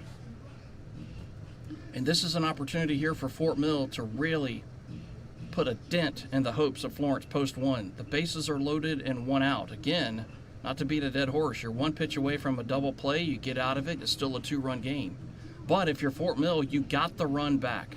Florence, I would argue, Florence had the momentum after the sacrifice fly. They cut the lead to 1. They had to feel pretty good about themselves. Why wouldn't you? You're back within, basically, you're a solo home run away from tying the ball game up. You can manufacture 1 run, right? A 2-run lead, you're kind of like, A 3-run lead, now you're feeling not so hot. A 4-run deficit, now you're really not feeling so hot. So if you're Fort Mill, you got a chance here. And the next batter for Post 43 will be JT Linhart, who just graduated from Fort Mill High School, affectionately known as the Frisbee Dog. And if you ever see him go after a fly ball, you'll know why we call him that. I mean, he scoots, but man, he's fast. I always remember him for when he had a busted arm. He had to have reconstructive surgery on his arm, so he couldn't throw. But his legs were fine, and in BP, he was back and forth. He was running around, his fat flying off, glasses going everywhere. He's just catching everything. He just loves to play baseball. And man, I don't think in the 10 years I've been at Fort Mill High School as a coach and broadcaster, I don't think we've had a player more hit. I don't think he's been hit harder by injuries than any other player we've ever had. He missed so much time. And it was an arm, it was an ankle, it was a knee, it was a hand, it was just something. And man, you just feel bad for him because he plays so hard. But those guys who play hard tend to get hurt because that's what makes them successful. They play on that jagged edge, and he's just one of those guys. He's going to give you everything he's got. That's just his style, and that's JT, and you love him for it. Big, bright smile, blue eyes. He just goes out there, not the biggest guy in the world, but he plays a lot bigger than he is. And this guy, leader. Big-time leader. And he was one of 4 seniors this year for Fort Mill High School. Those guys did a tremendous job leading that program. So a big spot for him. Florence is going to play about halfway up the middle. Corner infielders are in. Bases loaded, 1 out. Top of the 5th. The pitch to Linhart. Swung on, missed. First pitch from Chase Price is a Linder Ronstadt. A little blue bayou for strike 1, and that one was 86. Florence obviously looking for two. But what they love to do is cut the runner down at home. What they want is a strikeout. Price out of the stretch. The 0-1. Swung on, missed. Wow. 84 miles an hour on the gun. Nothing in 2 to Linhart. JT tonight 0 for 2. Strikeout looking, fly out to center field. Bendis has his war club. He lurks on deck. The pitch to JT. Right there. Call strike 3 at the bottom of the zone. He didn't like it. That's a massive strikeout for Price. Wow. And Florence gets exactly what they wanted. They get the strikeout. So if Fort Mill's going to add on, going to have to do it with 2 outs. And here's the aforementioned Jackson Bendis, who's 1 for 2, who laid down a gorgeous bunt for a base hit his last time up. Look where the third baseman is. He's even with the bag. With a right-handed pitcher that falls off first base side. Now the third baseman's going to creep in on the grass. That's kind of what I expected. First pitch to JB. Swung on, missed. Geared up for the fastball. Last time we had the bases loaded, the pitcher, Hank, struck out back-to-back batters. Can Price do the same thing, or can Fort Mill make them pay? The pitch off the inside corner, a little bit high and inside. 1 ball, 1 strike to Jackson Bendis. Younger sister Addison plays volleyball for Coach Aaron Caton in the Fort Mill Yellow Jackets. She's entering her senior campaign. Man, Jackson's poor parents. Wow. 2 senior nights within a 6-month span. The pitch swung on a foul, back to the screen. If you're a parent listening, think about that for a second. Your son celebrates senior night in late April. And then in October of the same year, you have to bear another senior night for your daughter in volleyball. My heart breaks for the Bendises, man. That's gut-wrenching. I still remember when my daughter was a senior. That's just, oh, man, I'd love to tell you parents that it's not as bad as it seems. No, it's worse. When your kids go off to college, it's gut-wrenching. You miss them tremendously. Now time is called. The kids can't wait to get out of the house, and the parents are like, can you just stay a couple of more days? Big pitch in this ballgame right here. And now time is called again, this time by the catcher. And I think he's staring into the Florence dugout. I think he wanted a different pitch called. Fort Mill has scored a run without the benefit of a hit. It's been 3 hit by pitches, and a walk. The pitch for Price. Check swing. Did he go? No, says the first base umpire. 2 balls, 2 strikes to Jackson Bendis. Don't need to do anything fancy. Just serve one, back up the middle, maybe rip it through the whole right side. Knowles at third, Armstrong at second. Cooper Armstrong can run out of second base. He's the leadoff man for Indiana all year long. He's got wheels. A base hit, probably scores 2. Pitch. High and inside. Call strike 3. Jackson doesn't like the call, but Price strikes out back-to-back batters, and Fort Mill will have to settle for 1 run. On the back of no base hits, there were no errors, and the bases left loaded for the 2nd time in the game tonight. Will that come back to bite Fort Mill? Time will tell. As we head to the bottom of the 5th inning, your score is now Fort Mill 3 and Florence 1.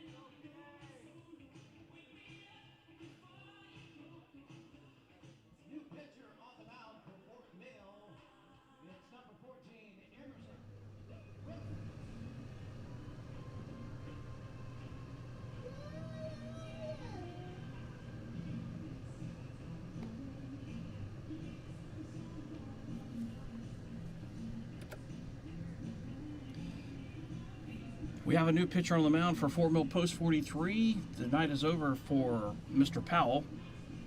4 innings pitched, 76 pitches, 43 strikes, 1 hit, 1 run. It was earned. 4 walks, 7 strikeouts, didn't hit anybody. Is in line for the victory. The new pitcher for Fort Mill is former Indian Land warrior Emerson Rhodes.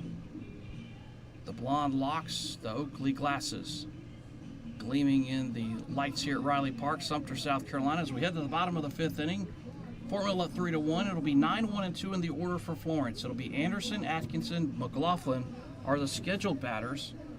Your line score headed to the bottom of the 5th inning: 3 runs, 5 hits, no errors for Fort Mill. 1 run, 1 hit, 1 error for Florence. First pitch of the ball game for Emerson Rhodes, pitching exclusively out of the stretch, is a ball missed low and outside. Emerson was a relief pitcher last year for Coach Bagwell, and then this past season, Indian Land, he was the Friday night starter. The 1-0, breaking ball all the way to the backstop. He had a massive start. To me, the biggest start of the season for him, in my opinion, as his glasses just broke, I think. He has to toss them out. That stinks. He needs them to see. Those are not a fashion statement.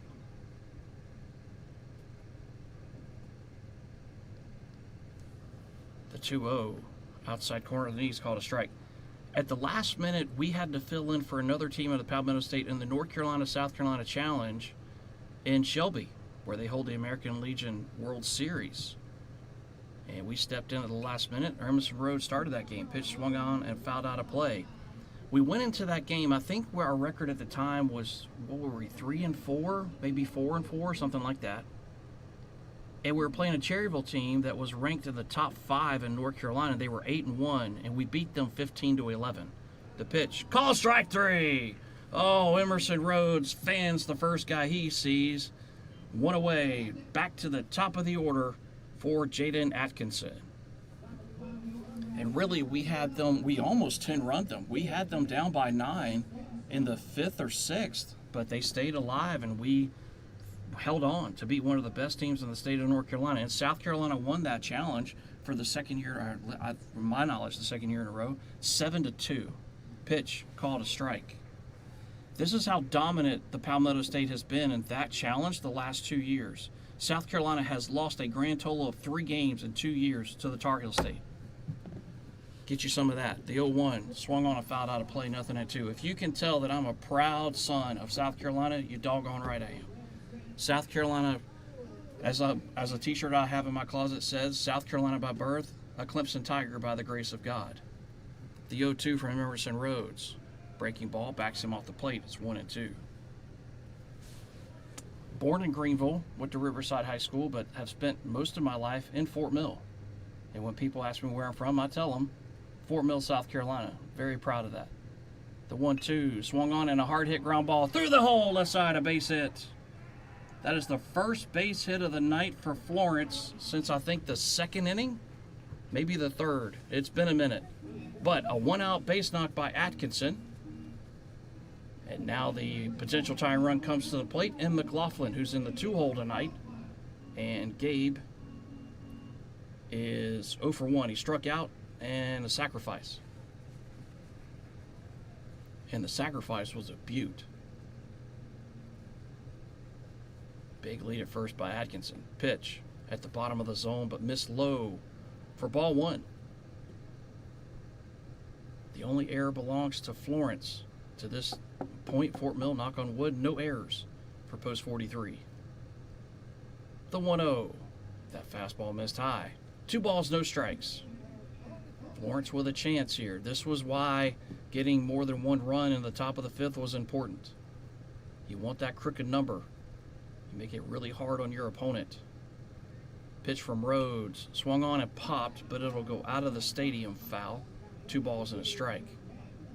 Right past the press box, on the backside of the press box, there is a small walkway where the ticket booths are, and then onto a little road and then into the parking lot.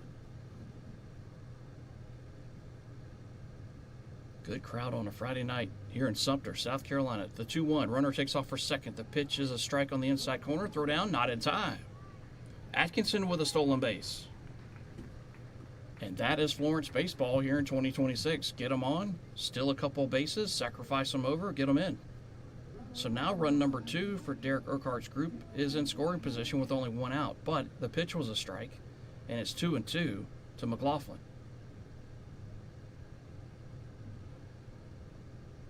Pitch from Rhodes. This one is popped foul and out of play.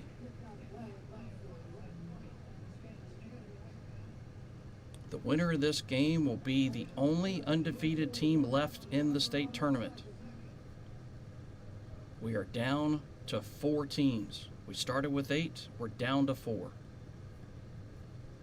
The 2-2 swung on and ripped into center field. It's a base hit. TJ McClooney will charge it. Derek Urquhart will give a late stop sign as the throw comes all the way into Cooper Deal. That's a great call by Coach Urk, because TJ McClooney came up firing. So Atkinson gets held at third, They put the run on the board. He didn't score. It's 3-1 still. So that's 2 base hits in the frame. So Florence already has more base hits in this frame than they had the previous 4 innings combined. So now runners at the corners and only 1 out. And that'll bring up the 3-hole hitter. That's Weaver. And Weaver is 0 for 2 tonight. Struck out looking, flew out to left field. Pitch to him. Ooh, sweet chin music backs him off the plate for ball 1 with an 87-mile-an-hour heater up around the chin.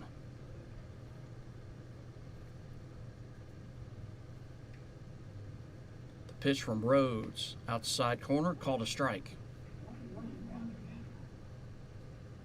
3-1 Fort Mill, bottom of the 5th. A 1-1 count here to Weaver. Atkinson at third, McLaughlin at first.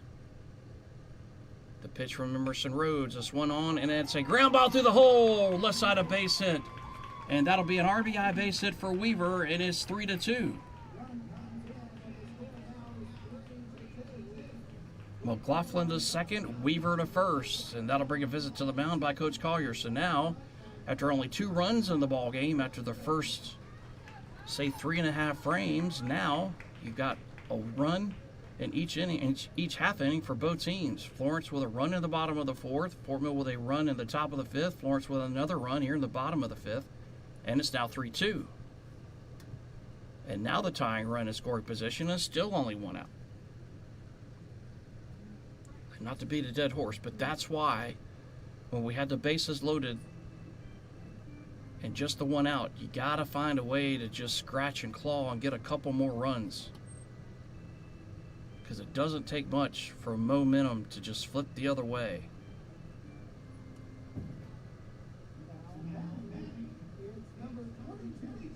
So here is Haynes, Carson Haynes. And officially tonight he's 0 for 1. Lined out to shortstop and walked. The line out was a rocket. Probably the hardest hit ball of the night, be fair. Waggles that bat in the left-handed batter's box. The pitch from Emerson Rhodes is whistled foul out of play, third base side. No balls and a strike to Haynes. Fort Mill has had our chances. By my count, I think we have 8 runners left on base. And Rhodes will step off the rubber and they will recycle on the signs. Cooper Deal flashing them. Pitch, breaking ball right down Tom Hall Street. It's 0-2. The loser of this game doesn't necessarily mean that their season's over. No, we've seen teams fall into the loser's bracket and win a state title. It can happen.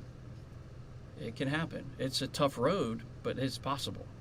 The 0-2, breaking ball missed. It's 1-2. Basically, it just means that what happens tomorrow is if you're one of those teams with 1 loss, you need one of those teams with 1 loss to beat the team that's undefeated, and that makes Sunday, that 4 o'clock game, the de facto state championship game. Because if a team goes undefeated and goes 4-0 against the Sunday, they've got to be beaten twice. The 1-2, oh man, where was that one? Not sure. Outside, 2 balls, 2 strikes. I thought that caught the corner. Rhodes thought so. So did Cooper Deal. Must have been a little off the corner. So 2 runners on, 2 balls, 2 strikes, 1 out. What do you come back with here? The pitch. This one's hit foul.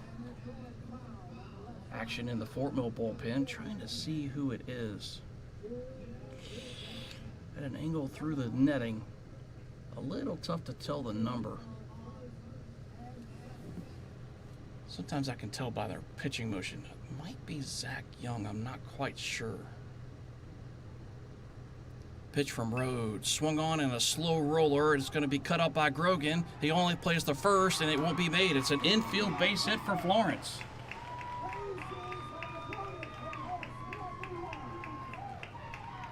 So that is 1, 2, 3, 4 straight singles for Florence. So they had 1 hit coming into this frame. They've now got 4 in this frame. And now the bases are loaded and 1 out. And if you're a Fort Mill fan, the last guy you wanted to see in the box, that's the catcher, Henson. Powerful young man, right-hander, right on top of the dish. Big spot in this game. The pitch, outside corner, called a strike. Good pitch from Emerson Rhodes. That ball wasn't hit particularly hard. And even if Noel gets to it, I'm not sure James has the arm to get the runner who was booking it up the line. The pitch swung on and drilled into center field. This will score a run. This will tie the game. McClooney will squeeze it for out number 2. Coming home to score McLaughlin. We got a brand new game. We're tied at 3. ABC baseball from Florence. So give the sacrifice fly to Mr. Henson. By the way, Haynes will stay at first. Weaver will stay at second. McClooney hit the cutoff man, which was Noel. As he, instead of throwing it home, he threw it to third, which was the right thing for TJ. For folks who are wondering why he did that, he really didn't have a chance to get the runner coming home. And if you try to throw all the way through, both runners move up. You don't want that. Keep the runners where they're at. So now both teams with 3 runs on 5 hits.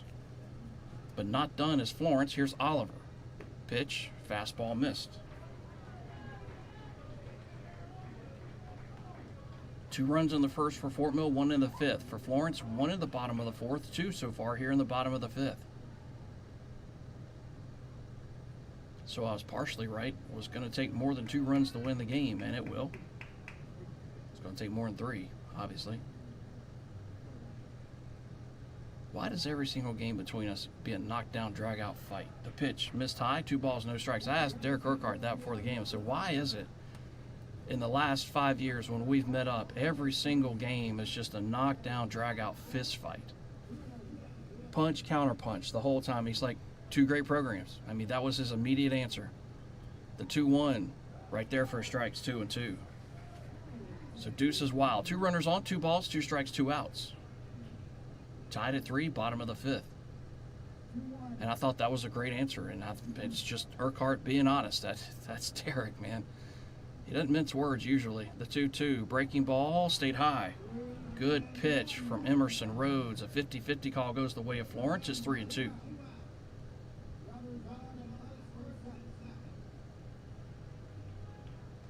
Big pitch in this ball game. Payoff pitch due here to Oliver. Here it comes from Rhodes. Swung on and missed. And that'll make it 3-2. Excuse me. Thought that was strike 3. I made a mistake. It's 3-2. Beg your pardon. It wasn't 2-2. I believe the scoreboard had it 2-2. I had it 2-1. Now it's 3-2. Beg your pardon. Excuse me on that one. Got a little ahead of myself. Got a funny story about that one though. After this pitch, the payoff now is swung on, foul out of play. I was on a state championship call for the junior state championship here in Sumter, and I think it was at 11 o'clock in the morning, I believe. And Perry Richardson was the home plate umpire. And just a big jovial dude, like a big smile, always loved to laugh. He thought it was 3-2, and he gave a strike 3 call that was awesome. And then Fort Mill's head coach, Mike Lewis, at the time goes, hey, that's only the second strike, and this big smile over his face. The pitch, outside corner, that is strike 3, and that will retire the side. But Florence picks up 2 big runs on 4 hits. There were no errors, and there were 2 runners left on. We got a brand new ball game as we head to the 6th inning. We're tied at 3. Back in just a moment. The We Are Fort Mill broadcast.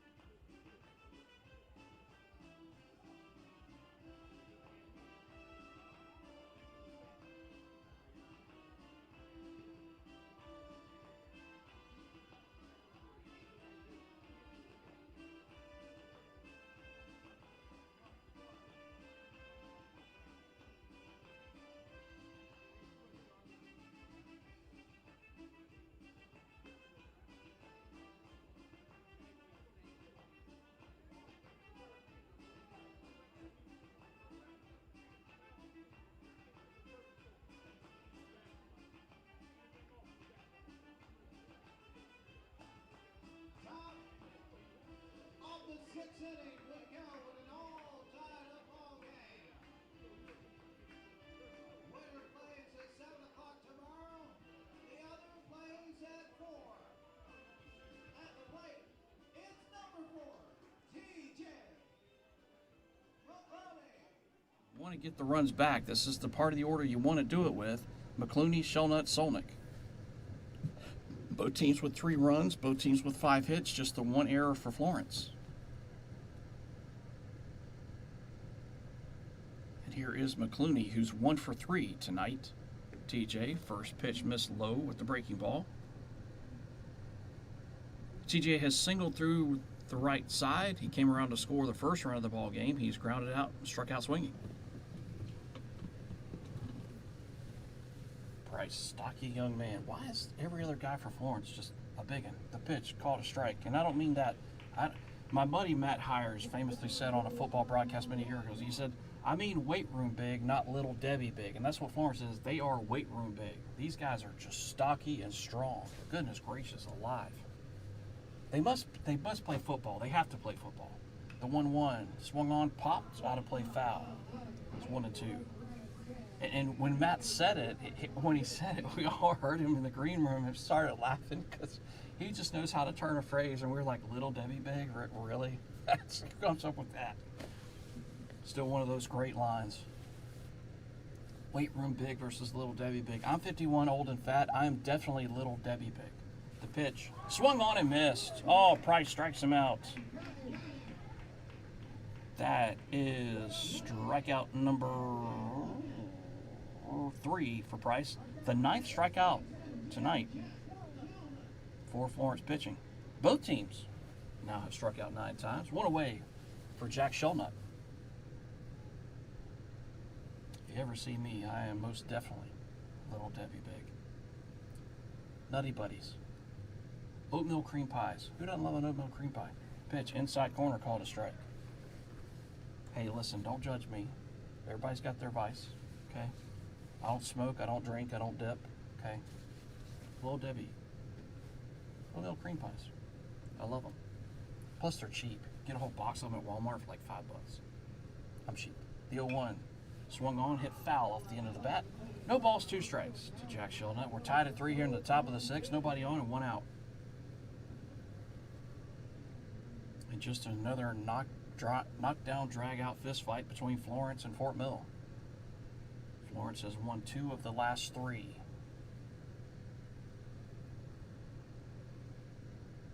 The 0-2 Shelnut swung on and a worm burner to the second baseman, Arthur. He'll glove it, throw to first in time, and Jack hit the bag weird at first. Oh boy. Oh, he hit the bag a little awkwardly. He's got a little hitch in his giddy-up. But the 4-3 ground out is out number 2. And that'll bring up Ethan Solnick. And Mr. Solnick tonight has walked and struck out twice. Once looking, once swinging. Price out of the stretch. Brings the first one. Swung on and fouled out of play. Third base side for strike 1. About 30 minutes before first pitch, the wind in this ballpark just died. I mean, the flag was flying. There was nasty looking clouds around. And just about 30 minutes before first pitch, everything just calmed down. Not a problem. The 0-1 swung on, and here's a little Ric Flair. Woo! Out into left center field. Just off the end of the bat, but it'll be a base hit for Ethan Solnick. And so the go-ahead run is on base for Cooper Deal. And Cooper is 0 for 1, a walk, a fly out, hit by a pitch. Can Fort Mill get the lead back? Going to have to do it with 2 outs. If you know anything about Fort Mill baseball history, all 3 high schools and the post 43, both junior and senior team, we've got a bad habit of starting rallies with nobody on and 2 outs. I don't know why. It's just a thing with us. I can't explain it to you. Pitch to Cooper Deal. Swung on and roped in the left center field, and this will be caught by Anderson in the gap, and that'll retire the side. No runs on a hit, no errors, and none left. We head to the bottom of the 6th inning. Your score: Fort Mill 3 and Florence 3. Back after this short timeout.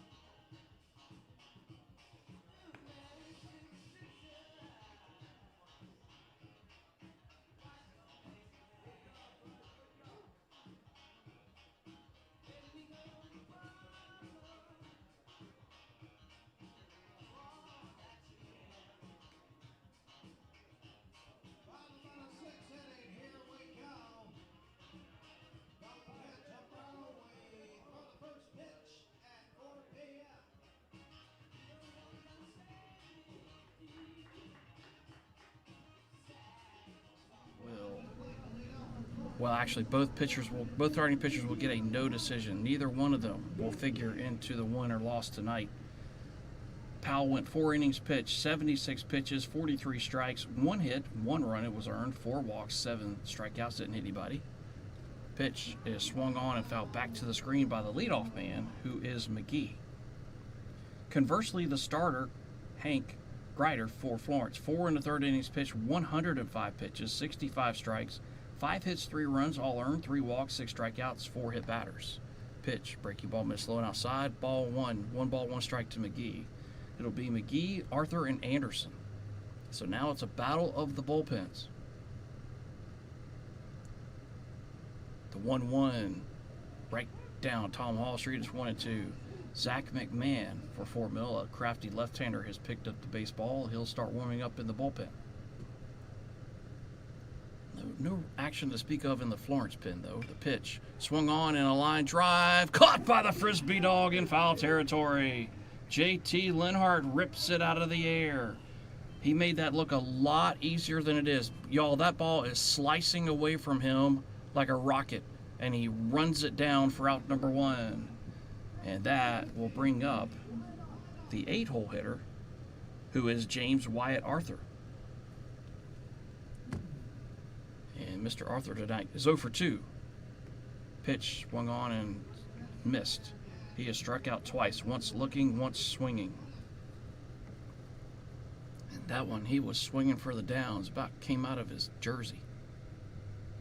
The 0-1 from Rhodes, swung on and missed, and that time his elbow guard goes flying, 0-2 to Mr. Arthur. Both head coaches now sweating bullets. You're in the later stages of the game. Nobody on, 1 out here in the bottom of the 6th in a tie game. The 0-2 swung on in a warm burner to the 3rd baseman, Braden Grogan. The throw across is perfection. Nice play by Grogan. That ball was hit hard, but Grogan sticks the glove down and just rips it across the diamond perfectly for out number 2. And that'll bring up the 9-hole hitter, and that's Brandon Anderson.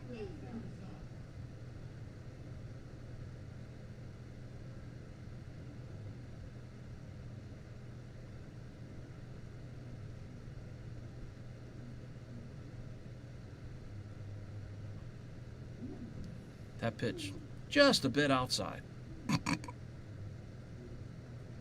You get a few of those a game. That's just baseball at this level. You remember in Major League where he goes, hey, he was looking for the corner and just missed. No, he hit the mascot, the 1-0, off the outside corner. Soon, I'm not picking on the kids. You see it for both teams in every single game. You just get those errant throws that go all the way to the backstop on the fly. And you just get a wry smile usually from the pitcher. The 2-0, outside corner at the knees, 2 balls and a strike. I'm going to say this about Mr. Keller behind the plate tonight. I think he's been consistent. I really do. I think he's had some tough calls to make, both sides, some 50-50 calls, but I think by and large he's been down the middle of the pitch. Speaking of down the middle, that one's down the middle. It's 2-2, the count to Anderson, who is 0 for 2 in the game tonight. Struck out twice, both looking very odd for him in the 9-hole. The 0-2, swung on, Tapper to the second baseman, Shellnut, who's got a charger. All bounce for the first in time, and for the first time in a while, Florence goes 1-2-3. Are we having fun yet as we head to the 7th? Your score is Fort Mill 3 and Florence 3. Going to be a humdinger of a 7th inning. Back with all the action after this. The We Are Fort Mill Broadcasting Network.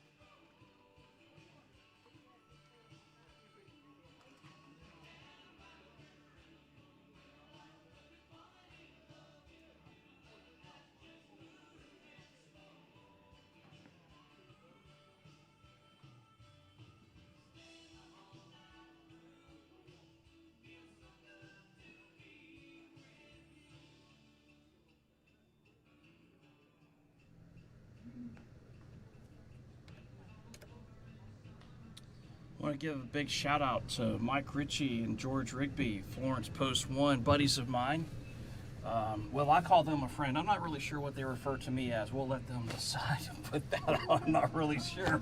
Maybe they just refer to me as the old guy who won't shut up from Fort Mill. I'm not really sure, but they are listening and watching in tonight, as well as a lot of folks from Florence, and we appreciate that. No matter who you're pulling for, we appreciate your support of Fort Mill Post 43, Florence Post 1, and South Carolina American Legion Baseball. It's important. The game of baseball is important. Prep sports is important in the state, and it's a huge deal in the state of South Carolina. Mr. Price on the bump as we head to the 7th in a tie ball game, and James Knoll will lead it off for Fort Mill. Be Knoll, Armstrong, Grogan. Pitch to James. Backs him off the plate. He got hit early in the ball game, ripped his batting helmet off, so we're glad he's still in the game. So second batter of this week to be hit in the dome. Bendis was hit back on Wednesday night. Jackson too stayed in the game. These guys are tough. The one on Wednesday night was scary. I mean, you could hear the plastic just all kinds of crinkle. The pitch. Oh, there goes the bat. Everybody scurries away. Papa Collier has to take evasive measures as the bat went helicoptering and it hit off the front of the dugout, third base side, thankfully. Papa Collier, Travis's father, backed up, and Travis just, I read Travis's mouth right there. He goes, "Are you okay?" And Pops just kind of waved his hand like, "Oh, don't worry about me." Pops just retired from U.S. Foods. 43 years at the same place. Get that all over you. The pitch swung on, and a one-hopper to McLaughlin at third. Easy throw to first, one away. About as easy as it gets for a third baseman right there. Just a nice Sunday hop. And that'll bring up Cooper Armstrong. And Cooper is 1 for 1 in the book. He's been hit by a pitch, singled, and walked.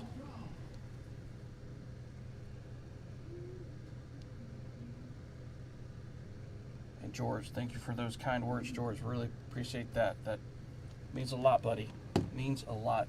You guys are I'll tell you this, I've had a lot of fun times over the years calling Florence games. They love their team. I give them that. The boys in the PD, the men and women in the PD, they love post-1 baseball. I'll give them that. The pitch called a strike. They show up and show out. But I learned a hard lesson the first time I called a game, and Mike set me straight. They wear cardinal. Not garnet, it's cardinal. Don't make that mistake. I did. The 0-1. Checked his swing. Did he go? No appeal. No, it was 1 ball, 1 strike. I can't help but think that that's got something to do with the fact that Mike is a Clemson fan, and just the color garnet maybe makes him a little nauseous. I'm not sure. I don't want to put words in his mouth, obviously, but it does make you wonder, doesn't it? Just food for thought. The 1-1 to Cooper Armstrong. Mike's going to punch me in the face the next time he sees me. Pitch swung on and fouled out of play. It's 1 ball, 2 strikes to Cooper. Nobody on, 1 out, top of the 7th. Tied at 3. Fort Mill with 6 hits, Florence with 5.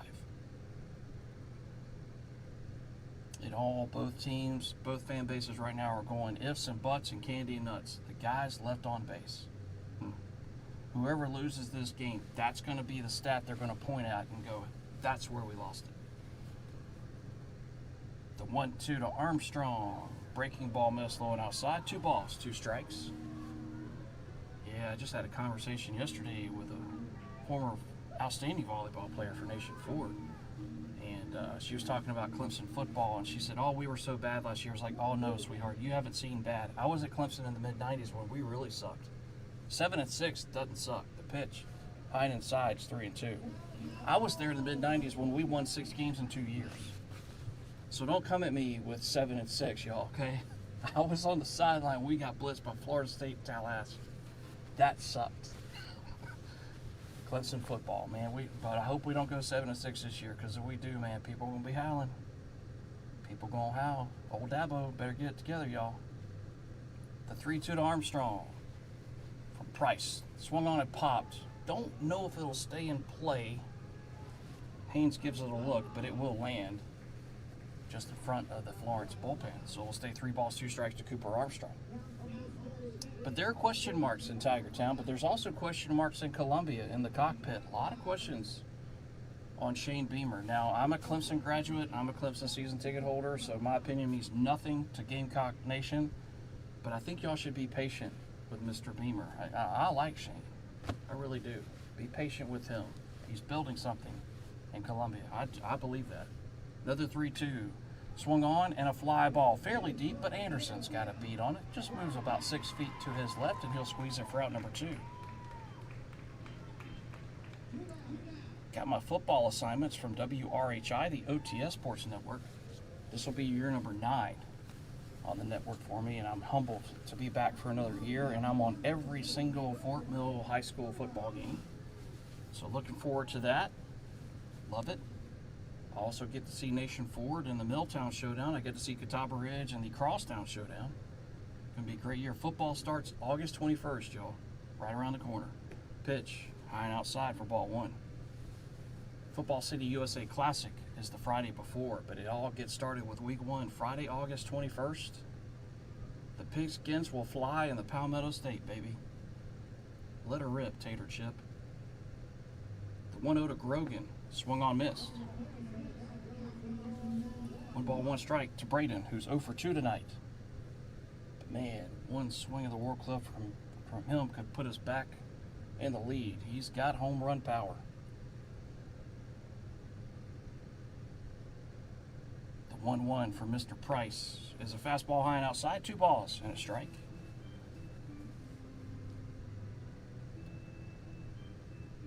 And then there were 4. Rock Hill, Heasley, Florence, and Fort Mill. No matter what happens in this game tonight, both of these teams will advance to tomorrow. It's just a matter of what time and who each team will play. The 2-1 outside corner at the knees. That's a perfect pitch from Price. It's 2-2.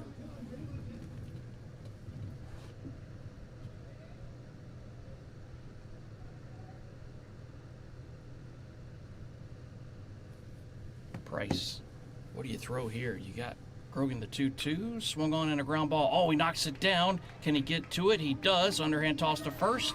And 1-2-3 goes Fort Mill and the top half of inning number 7. We head to the bottom half. Your score, Fort Mill 3 and Florence 3. Can Fort Mill force extras or will Florence walk it off? We'll all find out together on the other side of this timeout on the We Are Fort Mill Broadcasting Network.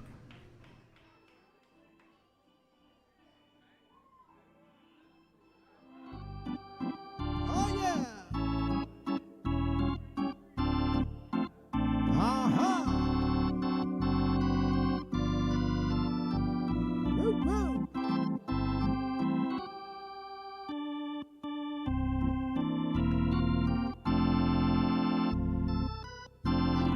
Two, 3 strikes, you're out at the old ball game.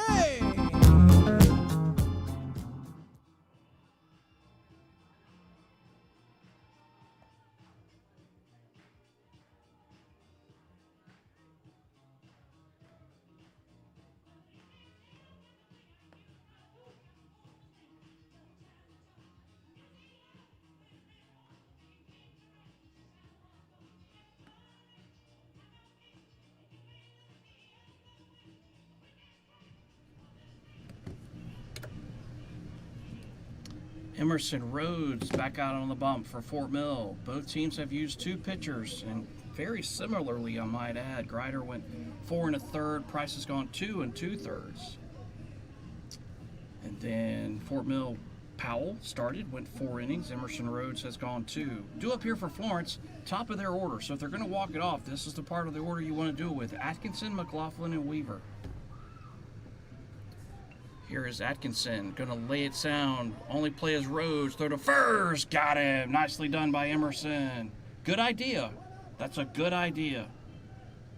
Trying to catch Fort Mill napping, but no. Emerson Rhodes picks it and throws to first. Emerson is also an outfielder, so let that sink in. Field his position really well. 1 dead for McLaughlin. Just had a question asked of me, and it's a great question. I've had it asked before. Football and baseball, they're 2 different games to call. Boy, howdy are they. It's 2 totally different styles of broadcasting. What is my favorite? Great question. The pitch, inside corner, call to strike. And this is what I tell people. I like basketball. I love football. I'm in love with baseball. That's your answer. The 0-1 from Rhodes. Bounces up there, 1 ball, 1 strike. Do I love football Friday nights? Absolutely. Absolutely. It's awesome. But baseball, man, I just love it. I get up every day, it's just like baseball. The 1-1, swung on, line drive, into right field, it's a base hit. And the winning run aboard for Florence, post 1. Didn't try to do too much with it. Just outer half, served it to right field. That's what you want to do. And you got a runner on now for the heart of the order. So now if you're Coach Urquhart, as he flashes the signs the old school way, here's where he earns the big bucks. Do you put the runner in motion, right? Do you try to steal second? Do you sacrifice him to second, but that would give you 2 outs? Or do you try to steal and take your chances there? If I'm Coach U, I'm thinking he probably tries to steal here. So if I'm Rhodes, mix up your timing. Maybe even throw over a couple of times. Runner stays put. The pitch is called a strike. Excuse me, I just belched on the air. That's unprofessional. Man, how rude. I'm going to put myself in timeout. Apologies. Weaver is 1 for 3 in the game tonight. The pitch from Rhodes off the inside corner. Good frame job from Cooper, but it was off the corner. Good call by Mr. Keller. It's a ball and a strike.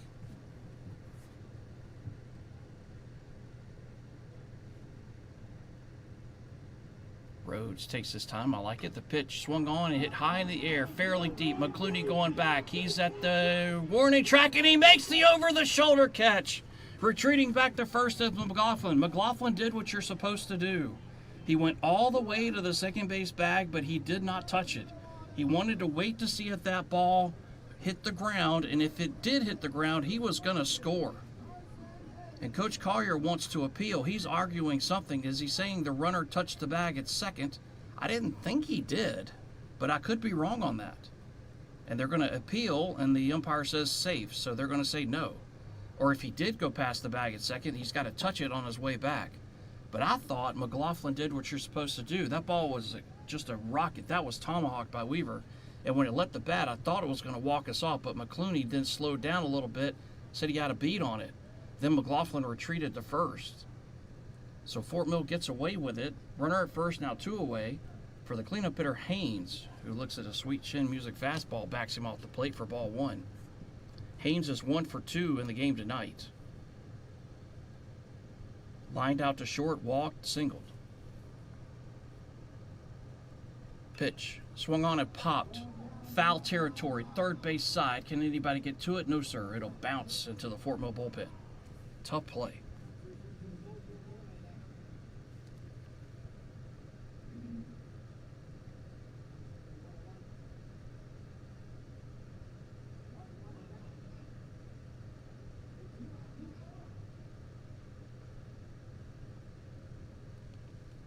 One ball, 1 strike to Haynes. Both teams with 3 runs on 6 hits. We saw that the other night on 2 different games going on at the same time. It was crazy. Pitch, breaking ball, didn't have a chance. 2 balls and strike. At one point, our score line with Somerville was the exact same. You look down at the Rock Hill game, and that game was 5 hits, 7 runs, 5 runs, 7 hits, 3 errors. Crazy. You don't see that in baseball a lot. Pitch bounces up there. Runner takes off for second. Cooper Deal picks it up, throws down there, and it'll be knocked down by James Knoll. That saves 90 feet. That'll be a wild pitch. I'm going to score it a wild pitch. McLaughlin to second. So now the winning run in scoring position for Florence. And the question just rolled in, why are they the home team? Because they're the higher seed. They are the number 1 team in the state. Ranking-wise, they won their league. We didn't. That's the reason they're the home team. They earned it. 3 balls and a strike. A base hit, walks it off. Pitch to Haynes. Fastball high, ball 4. So it'll be first and second. Or really, Haynes doesn't matter. The runner at second, McLaughlin, is the 1. So here's Henson, the catcher, who's 0 for 1 in the ballgame tonight. He's walked, struck out swinging, and hit a sac fly.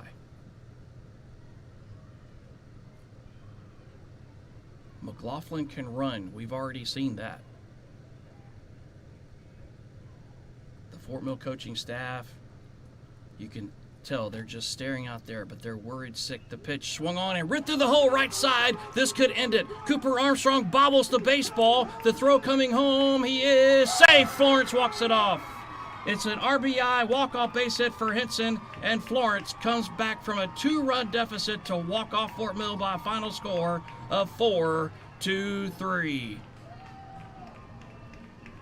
Give an RBI to Henson, and your final line score for Florence, 4 runs on 7 base hits, 1 error. And for Fort Mill, 3 runs on 6 hits and no errors. Florence moves to 3-0 in the state tournament. They'll play tomorrow night at 7 o'clock. They'll take on Easley. And in the 4 o'clock game, it'll be an elimination game now between Fort Mill and Rock Hill. Rock Hill and Fort Mill, that'll be the 4th time this year we will have faced each other. We were able to sweep them in the regular season, but don't let that fool you. 2 of those 3 games were nail biters and could have gone either way. So Rock Hill's a really good team. Don't let their record fool you. Our league this year was really, really hard. It was back and forth all year long. Camden won the league. We finished second, Rock Hill third. But really, you look at those games, we got swept by Camden, but 2 of those games were really close. So really a great game tonight. But really, you look at it, one of these teams is going to go home tomorrow. It's either going to be us or Rock Hill. We'll take on each other at 4 o'clock back here at Riley Park. And Florence will stay in the winner's bracket. They'll move tomorrow night. They'll take on Easley. And remember, Florence has no losses. Easley has lost. So if Easley loses to Florence, Easley is out. But Florence, no matter what happens tomorrow night at 7 o'clock, Post 1 is in the state championship game on Sunday. And remember, Richland won it last year. Camden won it the year before. So Coach Urquhart and his team, they want their trophy back. This is their chance. And you got to tip your hat. They took advantage of the situation and walked it off in the 7th. And we talked about it already, not to beat a dead horse, but Fort Mill, runners left on base. That really came back to haunt us tonight. We left 9 guys on. That's too many. Left the bases loaded twice. You just can't do that, especially in the playoffs, especially in a state tournament. But hey, tip of the cap to Coach Urquhart. His team wins the ball game. They move to 20-4 on the season. This is the first loss for Fort Mill in 14 games. We fall to 16-5. Still a lot to be proud of nonetheless. So the game's tomorrow afternoon. Rock Hill against Fort Mill. That game will be at 4 o'clock, I believe. Fort Mill will be the home team. And then in the 7 o'clock game, it'll be Florence against Easley. Florence will be the home team in the nightcap. The winner of the Rock Hill Fort Mill game will move to Sunday's championship game. The loser season will come to an end, and that will do it for us. A big thank you to each and every one of you who watched, listened tonight, or followed on Game Changer. We really appreciate your support, not only of Fort Mill Post 43, but Florence Post 1, and of South Carolina American Legion Baseball here in this great state of South Carolina. And I want to say a special thank you to Michael Reesnyder for allowing me to come here tonight and do this. A big thank you to the public address announcer for Sumter. Does a great job. He's had to tolerate me for the better half of 2 hours. Bless his heart. He's going to go home and take migraine medicine after dealing with me. And we'll come back tomorrow and have a little bit more fun with him. If he doesn't lock the door on me, which if I was him, I definitely would. That's what I would do. But we'll be back tomorrow afternoon for more baseball. So on behalf of Athletic Director Mac Banks, Senior Head Coach Tom Skula, I'm JT. Till tomorrow afternoon at 1 o'clock. So long, everybody.